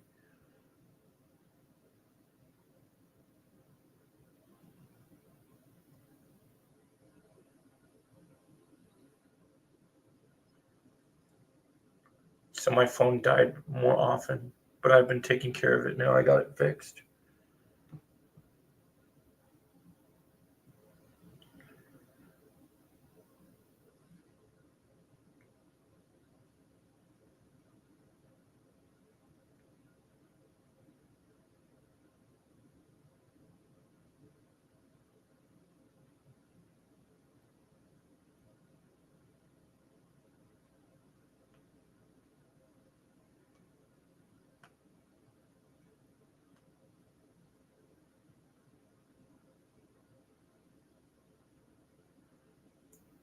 Okay, I think I figured out.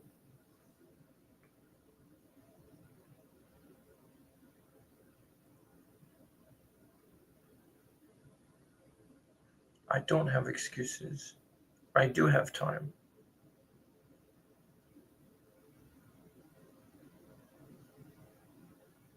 Like I told you, it's a big part of me to find a way to balance everything.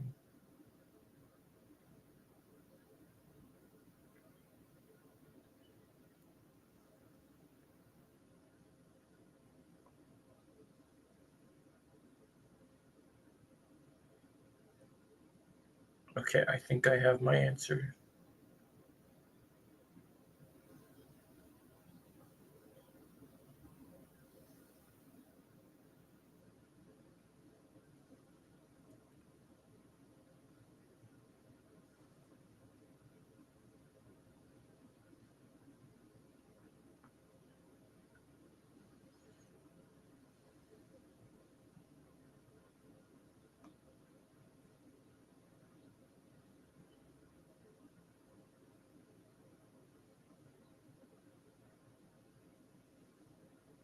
No, you do.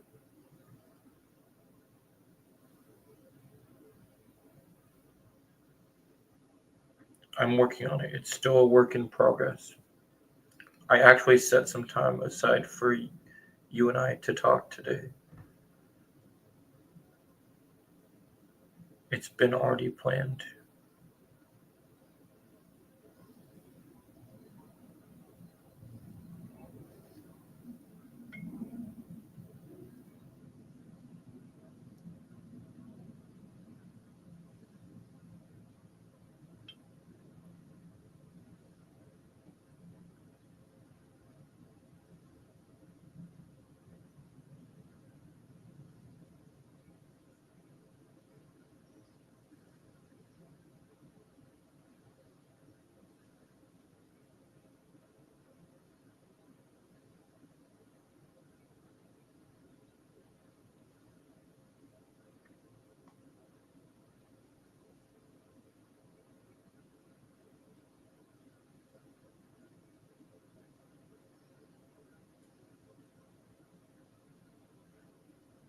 Yesterday was a very difficult day for me.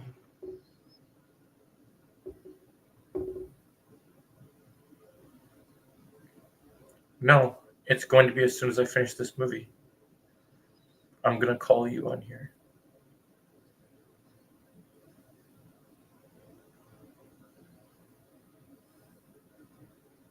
All yours.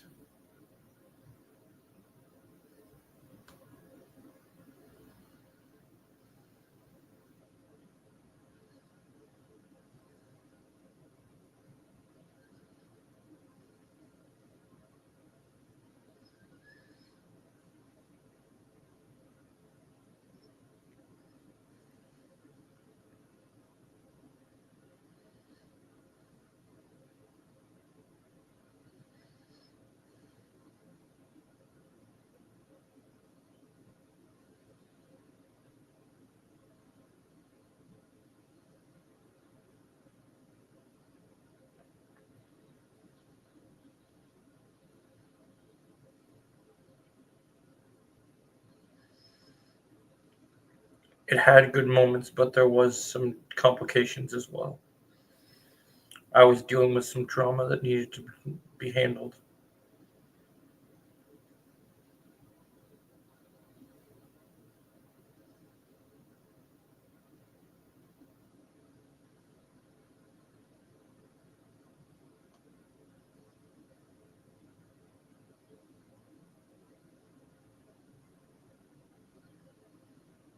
I will message you as soon as the movie's done and explain everything. We will have a phone call together.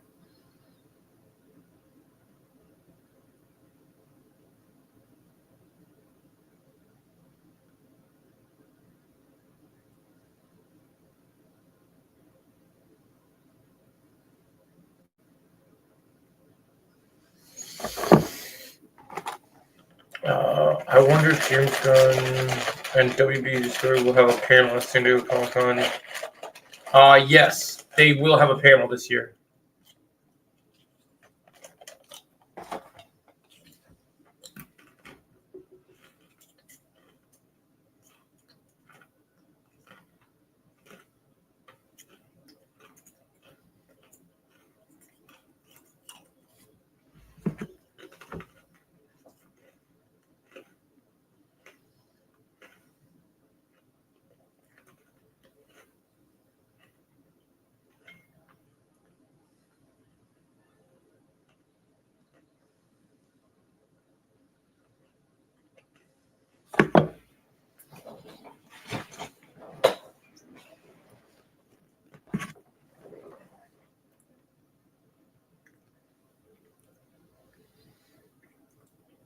I'm looking for a sub today. Chris is not able to make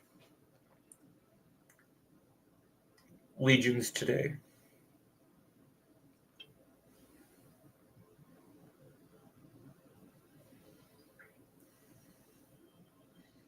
Legion of Creators.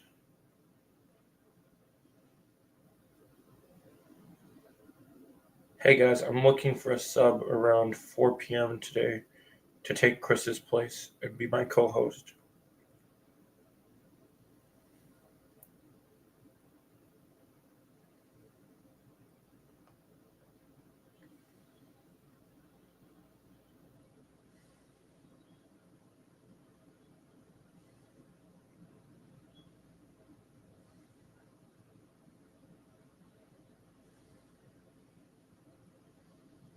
Crazy stuff be happening.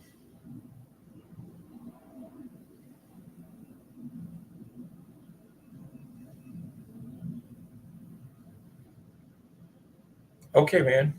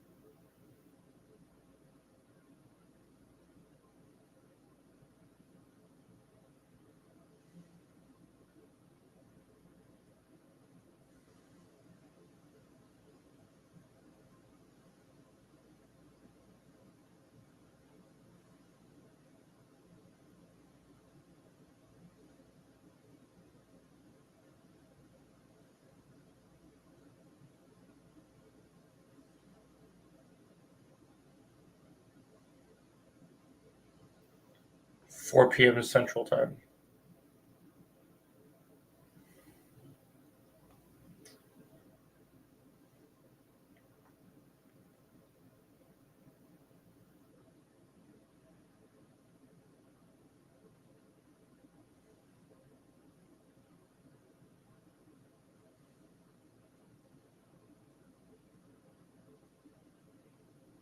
Yeah, we'll have to see.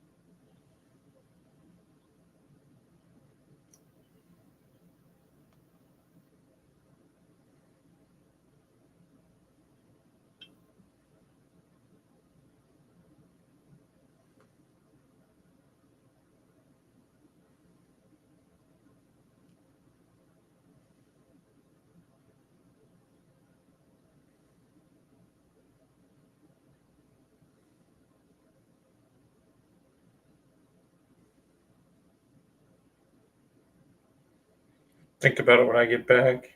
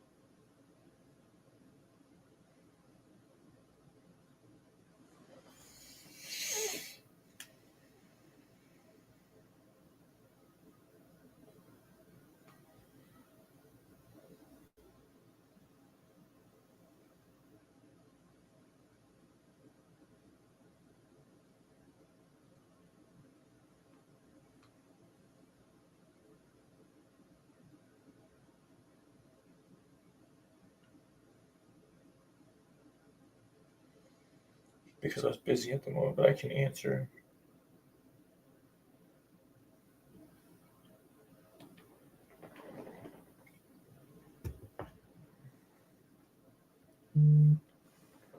Yeah, we should be able to.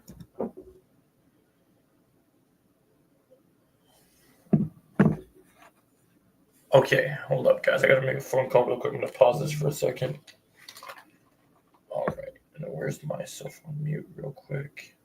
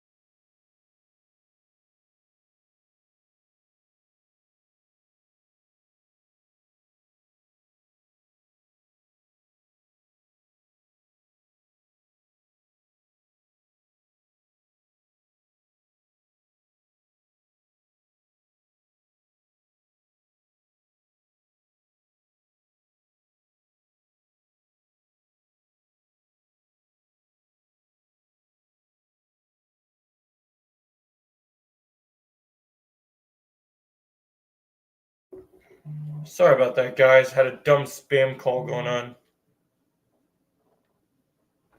I'm back.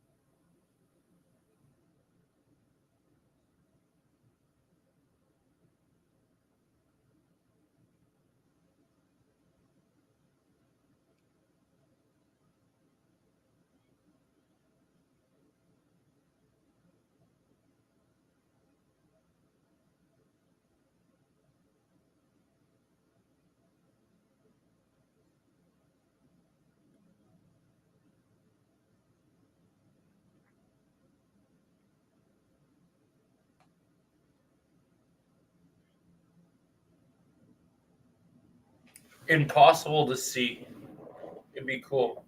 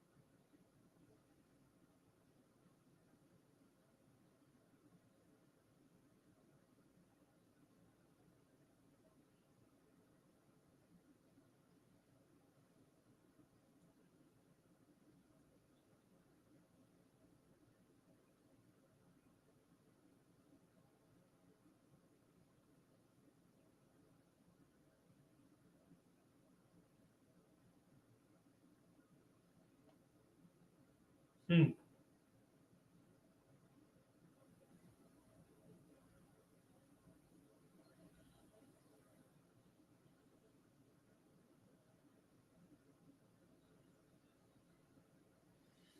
I meant I figured it out.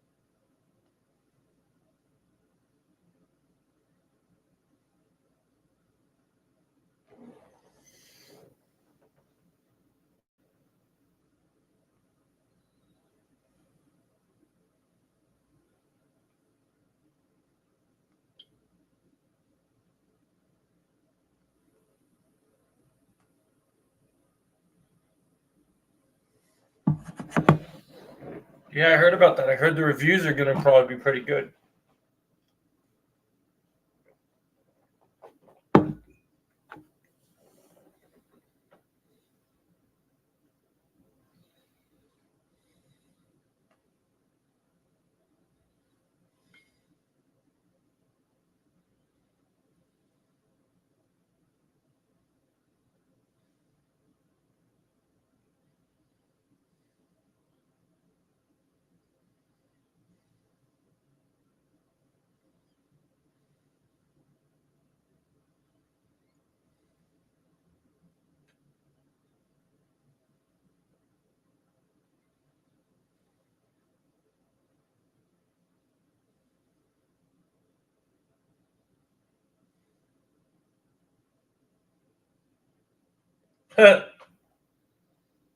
General, would you care to step outside?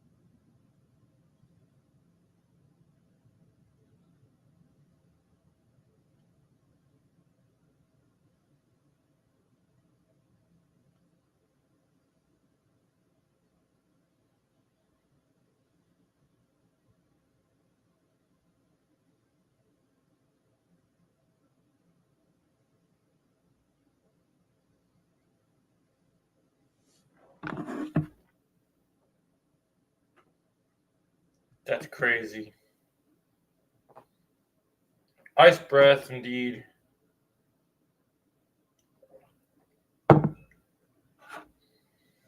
Yeah, definitely.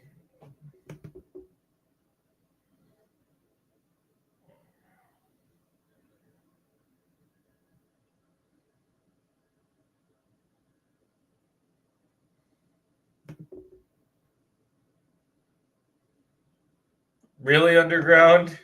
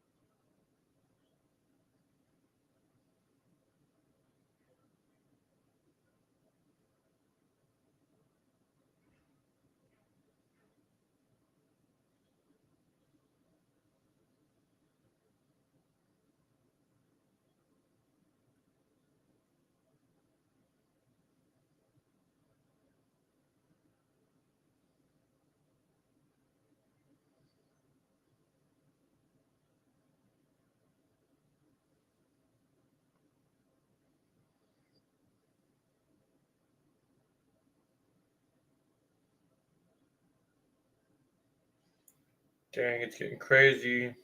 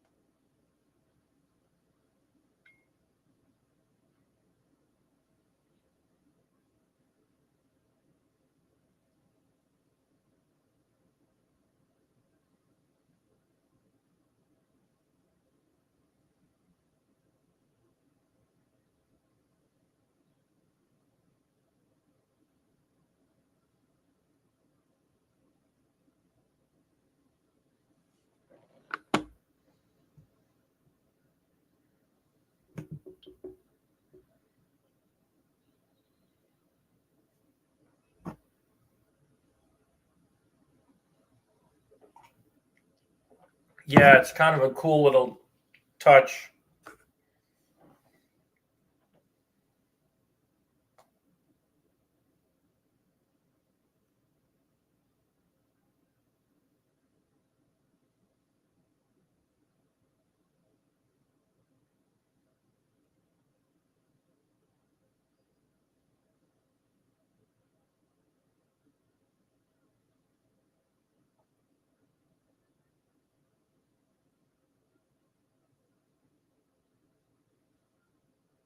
I'm just confused.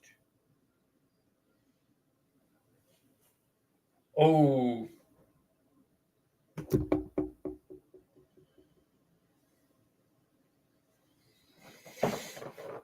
I like the way he's throwing him around.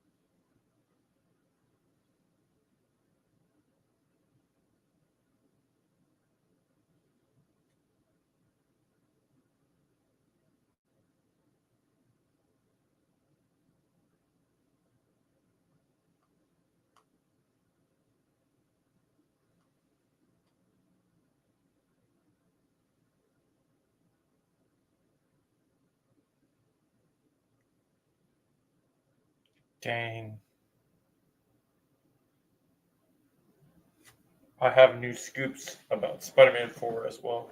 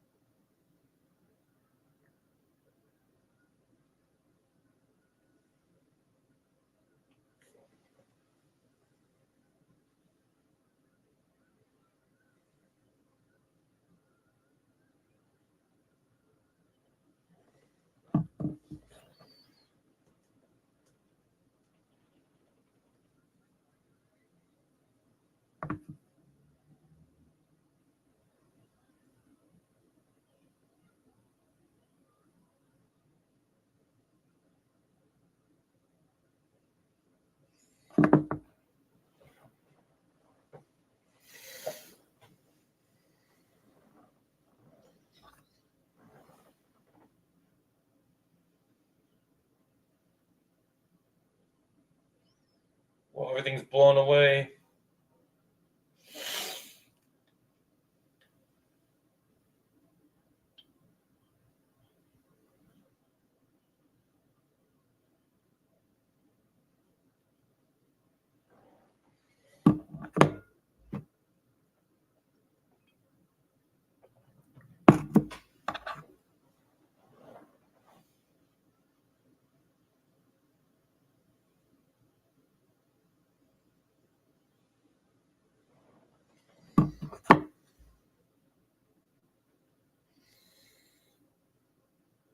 Hmm.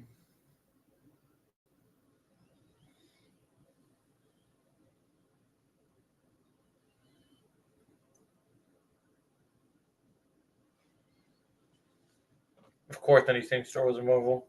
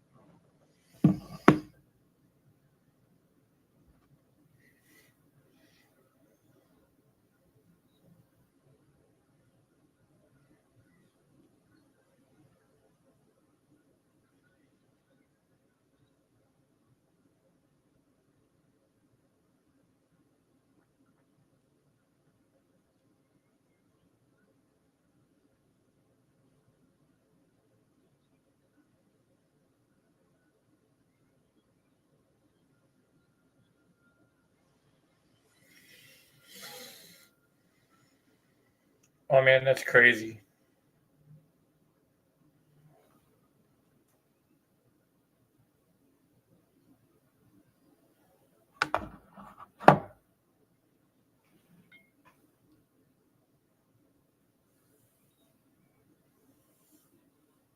It's okay, JJ.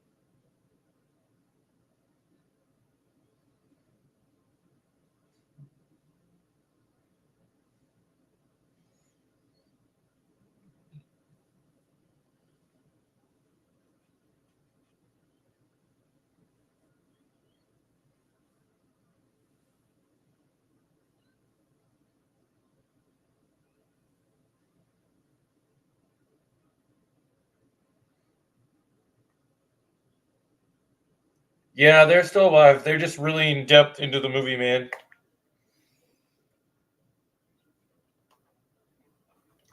And we're doing the podcast after this, so stay tuned. I got some good topics for the podcast today.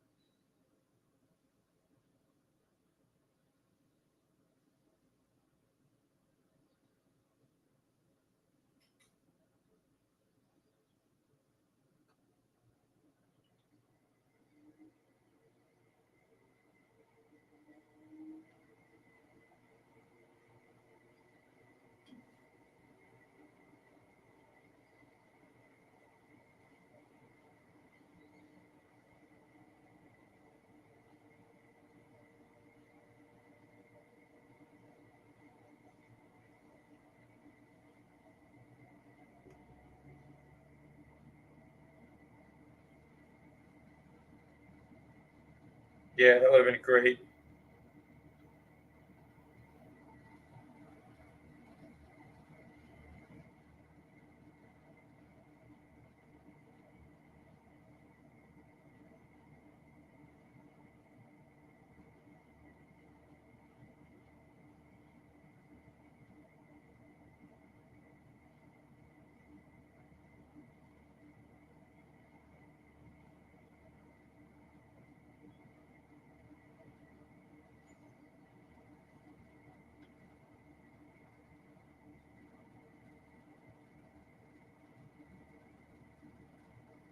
Wrong again, Zod.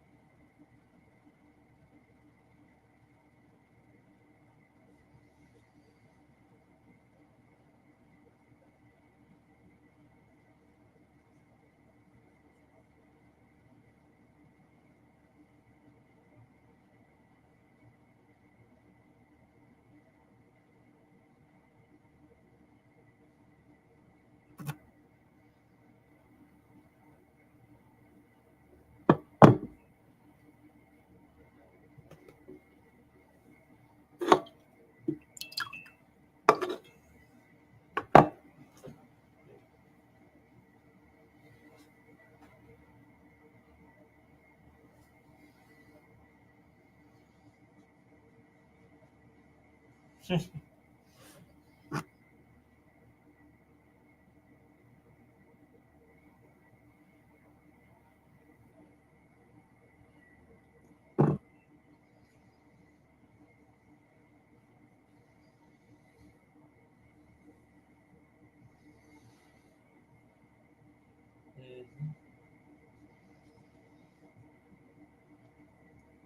hold on. I'm gonna run to the restroom, guys. Be right back.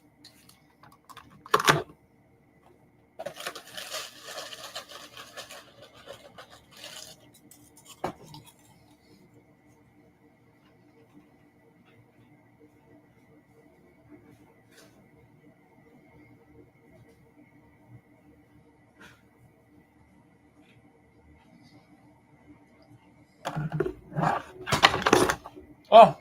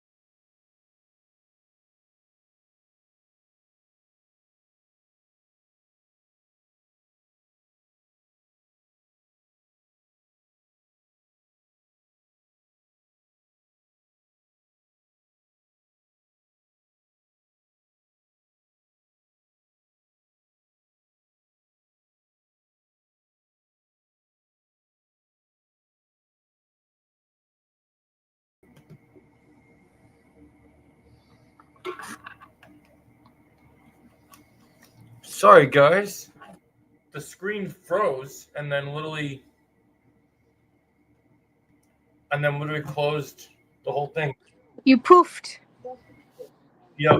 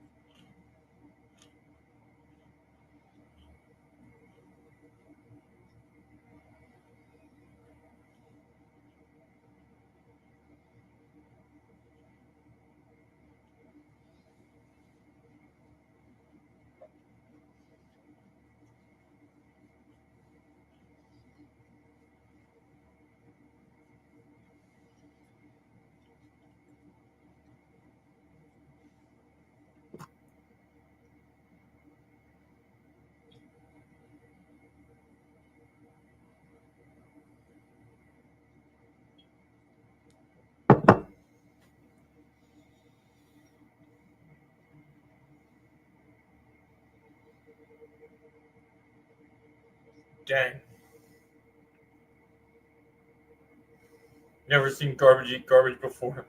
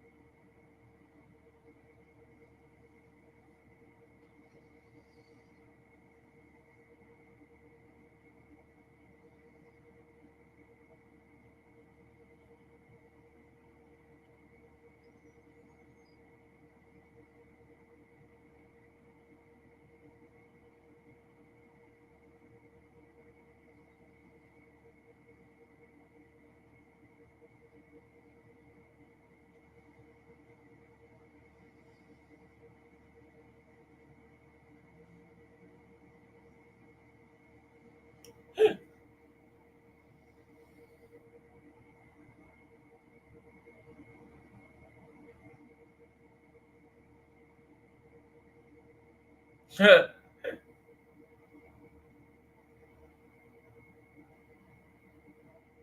up against the wall. Classic.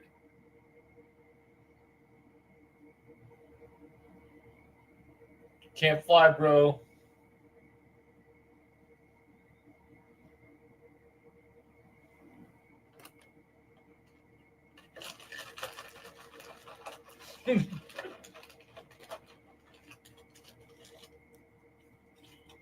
Ha!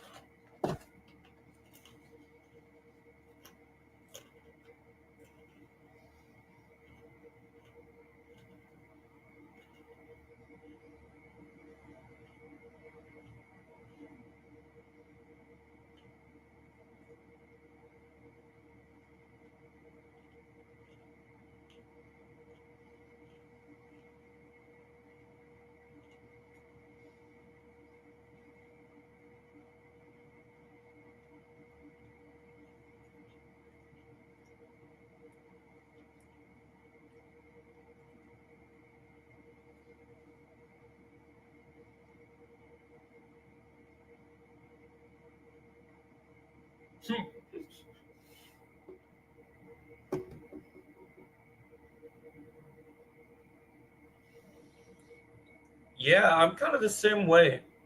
I haven't finished it completely yet, but I love the ending.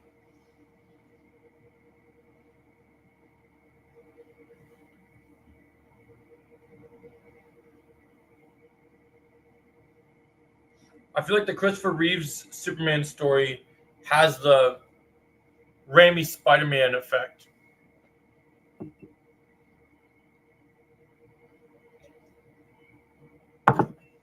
So good.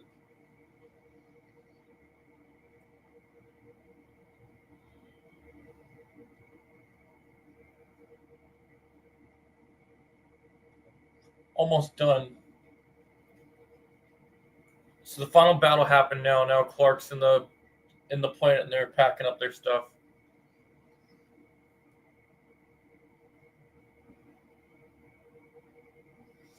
Yeah, I'd say one of the things that makes this movie better than the first movie is that the developed relationship between Clark and Lois. And man, dude, the stuff with General Zod and his minions is just so good. Yeah, I really like how they write Clark's and Lois's relationship. When you get to the I like part how where they handle the reveal of it being of she finding out that Clark is Superman when oh yeah, because she's not done. tells her. Because one of the things I don't like, I like the animation. I think it's a cool show. But one of the things I don't like about some of the newer animated iterations of Superman, like the anime My Adventures with Superman, is they make Superman's reveal like they try to make Clark a bad person for lying to Yeah, Lois. that's weird. I don't like that And I either. really hate it because their relationship is supposed to be so pure and they're so honest with each other. Clark and Lois is I know people talk about from comic book wise that the best relationship will always be like a Spider-Man and MJ. But when you go and look at all these iconic comic book relationships, you have to look at Lois and Clark better than. I would even argue that in the comics, Lois and Clark have a better relationship than Oh yeah, MJ and Peter's relationship is so toxic. It's Well, so it's bad. not. I would say they make it more toxic in the movies, but they definitely have their issues. While when you get to the part where they're back at their job, Yeah. they have this really heartfelt moment of that Lois feels guilty that she wants him all the time, but she also understands that he's a superhero, and they have a really nice chat about it. I just like how they blended. I was gonna mention in my new my new news breakdown for today after the DC podcast, that there was an interview where Rachel Brosnahan was talking about the action scenes in the new Superman movie, and she says that she gets a fight scene, but she's not allowed to talk about it. Like she says that it's like that I thought it would need wire work, but it didn't need wire work. So I like that we're kind of moving out of the era of like the damsel in distress can like this is the thing that this is what's gonna kill. This is why DC is gonna kill Marvel is the way that they write females in. A female doesn't need to be the lead character, but they get to show their strengths, and they don't need to be pandered and pushed to the front line to make them important. You know what I mean? Yeah. Like the fact they're always trying to put Marvel's always trying to push these females to the front of the line, thinking that people like them, and it just doesn't work that way. So to be honest, I think the Black Widow movie did pretty fine, and Thunderbolts with Yelena as the leader worked. I think the only problem was really a female Taskmaster. That was. Well, I'm just thinking in general, like their big plan, like even I will say the Avengers Endgame where they had all the women teamed up. I thought that was stupid because they're like, oh, what do we do with the girls? They're like, what do we do with the girls? Oh, let's just put them in a group together, even though they never spoke to each other. And the boys, I think the boys season 2 ripped on that scene hard, and it was hilarious. Where they had a whole commercial bit where like they treat the boys almost like it's kind of like a parody version of the DC universe, and so they make a bunch of MCU jokes in there because I think Seth Rogen, who worked on the show, he's not a big Marvel fan, so he's always taking the piss out of Marvel. And there's a scene where where they have all these women in DC or in the VOT boys universe, and there's literally a point where it's like girls get it done, like trying to like make fun of the scene from Endgame, and it's hilarious.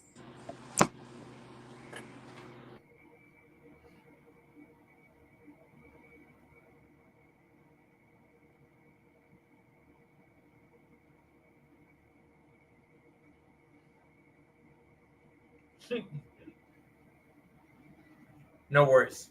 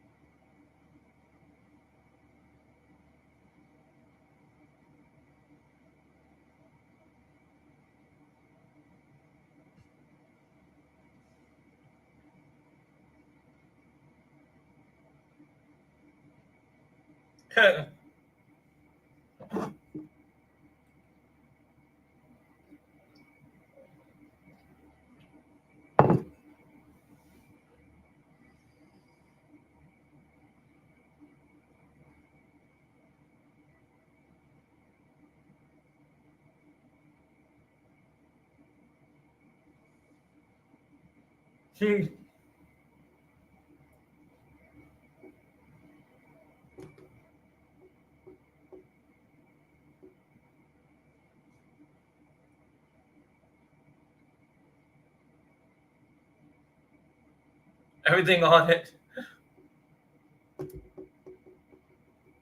Oh, nice. You had to go AFK for a minute.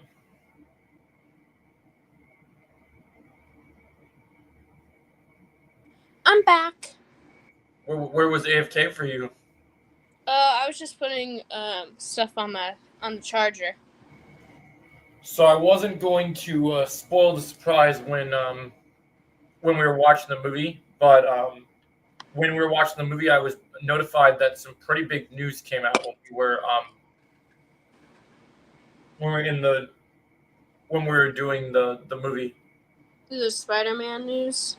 Yeah.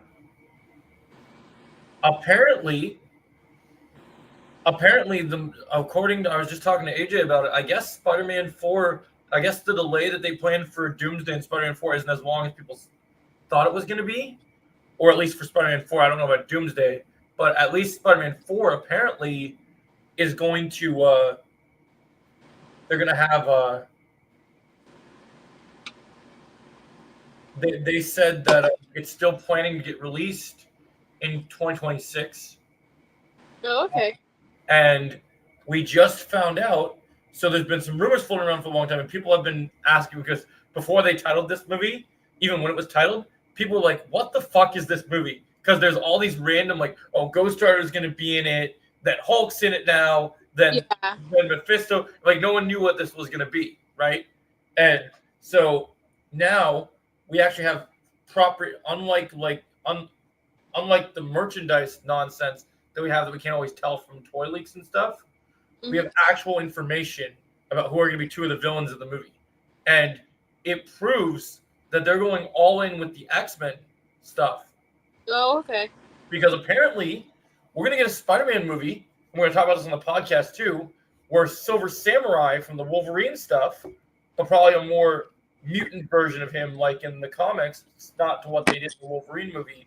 And I think it was Viper, I believe, are going to be two of the villains in Spider-Man 4. Interesting. And I'm going to have to do a big video today because the day we've been waiting for is finally here.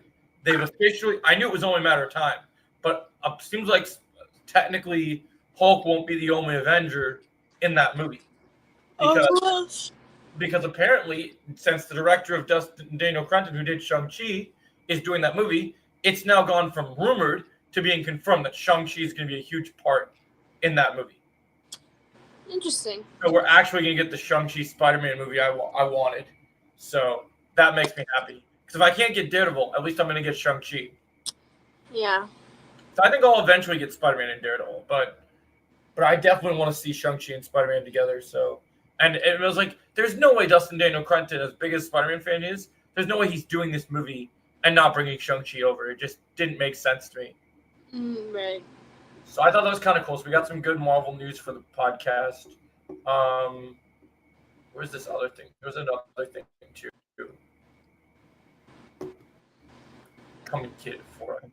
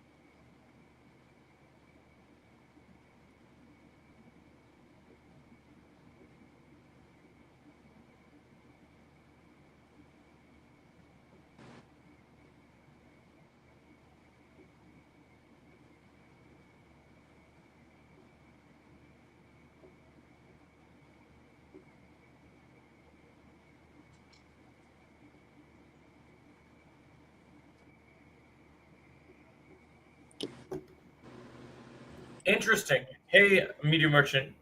Interesting. So it sounds like despite events of Spider-Man 4 taking place around Doomsday stuff, they're saying that not Doomsday, Spider-Man 4, Spider-Man Brand New Day, the Punisher special presentation they're doing, and Daredevil Born Again are still all feeding into the Mayor Fisk storyline. So even if Kingpin doesn't show up in this movie, there'll probably be something that confirms the presence. Okay. So maybe Oh, we damn. see during the movie that not Taskmaster, that was the wrong character. Maybe the task force was established at the end of season 2 or season 1 are hunting Peter now too. Because Peter's technically a vigilante. Yeah, he is. Yeah. So I've been hearing rumors that they were setting the stage to, I don't know how they're going to do it because the TV rights are really hard, but I heard rumors they're setting the stage to bring Spider-Man over to Daredevil at one point. Instead of Daredevil coming to Spider-Man, they want Spider-Man to come to Daredevil first. Because people crave that grounded Spider-Man story, right? Yeah. And I was what they should be doing with the fourth one, but whatever. And there's apparently, if you watch the Daredevil Born Again finale, there's a hint that the theme music of Daredevil Born Again in the end of the finale is actually, there's a scene where it's actually, you find out the same composer that did it also did the MCU Spider-Man score. And so there's some subtle hints that they're already playing with bringing Spider-Man in. Yeah. Which I'm okay with the idea of Spider-Man being, so they never really considered Spider-Man like a proper Avenger. It'd be kind of cool if when Daredevil's building this army, if there is a proper Spider-Man's kind of an Avenger hybrid with Defenders. Yeah. Well, it should be that he's Spider-Man solo, but he's able to infiltrate both groups. Yeah, and Spider-Man at one point was a Fantastic Four member. He's been in other teams, so I think I'm okay with him not just having allegiance to the Avengers. Yeah. What I was saying earlier that I figured out, because we're gonna get, I'll talk to you guys a little bit before I have to start the other stream, but basically what I was saying earlier when we were watching the movie was I was talking to Underground yesterday, and they revealed something very crucial when we were getting ready to film Doomsday that confirms something that Deadpool and Wolverine kind of addressed the idea of, but they didn't reveal who the characters were, right? And so Marvel is still pushing the Anchor Being storyline from Deadpool and Wolverine. Okay, yeah. And we found out that Peter is one anchor and Tony Stark is the other anchor. So do you remember when they in Deadpool, the reason the TVA are causing such a big problem with Deadpool and Wolverine is that with the anchor being of that Earth, which was that Wolverine that died, it caused the planet of that Earth to basically be destroyed, right? Like it was dying. Because these Earths can't survive without these anchors. Well, get this. Even though everyone still has their conflictions of the whole Tony Stark Iron Man thing, they're not doing the Tony Stark Doom thing. They're doing that it is truly going to be Victor Von Doom. And the way that they're going to do it is definitely it seems like, I actually have a couple theories now I'll probably do a video about today, that it sounds like they're heading in the Reverse Flash angle, where part of Doom's plan is in order to create, I believe he calls it Doom World, he needs to get rid of the anchor beings to do his plan, which they also allude in the Spider-Man report that they are setting the stage for the symbiote to come in. And I know you didn't finish, I don't know, because you don't have a PS5, I don't know if you ever watched any of the clips of the story for Insomniac Spider-Man 2. Oh, no, I didn't really keep up with that. But I do think, based on what we saw in that game, where Peter technically nearly died and then got the symbiote, even though we've already seen Peter get snapped, I think Peter will get kind of a temporary, not full death, but a near-death experience. Like, one thing I can see them doing, and I made a theory video about it a long time ago, is I think that when Doom's parading around, remember how I said how, like, even though it's Victor Von Doom, we're never going to see Victor Von Doom's true face, right? So when with this whole anchor beam thing, I think with Peter being the other anchor beam, I think Von Doom's going to go over to Earth 16 after Fantastic Four, right? Go over to the new Avengers, including Peter and all the other characters, and say, hey, guys, you remember, I sacrificed myself in Endgame, but through the time travel that the Fantastic Four has been able to do, they were able, all these variants and stuff, they were able to save me and for the multiverse, right? And the version of Tony Stark he'll look like will be one that's all scarred up like he was when he snapped his fingers. Mm-hmm. And then he's going to con Peter and tell Peter that he's basically his uncle, right? And then you're going to have the moment where almost like Uncle Ben's going to basically, the Uncle Ben of the MCU is going to stab Peter in the back. And then I think Peter will get nearly almost killed and he'll need the symbiote to like live on. So, and then we set up with Secret Wars that Peter will be on Doom's team because Peter will get consumed by the symbiote. But by that point in the movie, I think that Doom is going to have already assembled his evil Avengers team. And I think that he's going to already have everything he wants. Well, in this report, it also mentions that after the big battle with the Avengers and the X-Men, Doom realizes how powerful Sentry is from Thunderbolts, and he wants to use Sentry as a battery for his plan. Because of how powerful he is, he wants to use his power. Which I alluded to. I told you when we were watching Thunderbolts that I saw that happening. Remember when we talked about that? Yes, we've talked about that. See how it's interesting how I was right? Mm-hmm. And when I was saying that, these reports weren't even confirming that. That was just something I thought was possible. But it's funny how it's all coming true now. All right, guys. Well, I am going to end this stream now because we are going to do I got to set up the next podcast. It's getting close to the time where I got to start that. But a lot of these conversations are going to bleed into the podcast because the beautiful thing about Legions is not one topic, it's multiple topics. So, Yeah. So we're going to be going over to that in a little bit. So you guys are welcome to join that as well. Should be started by 4:00. So see you guys. All right. See ya. Bye-bye. Adios.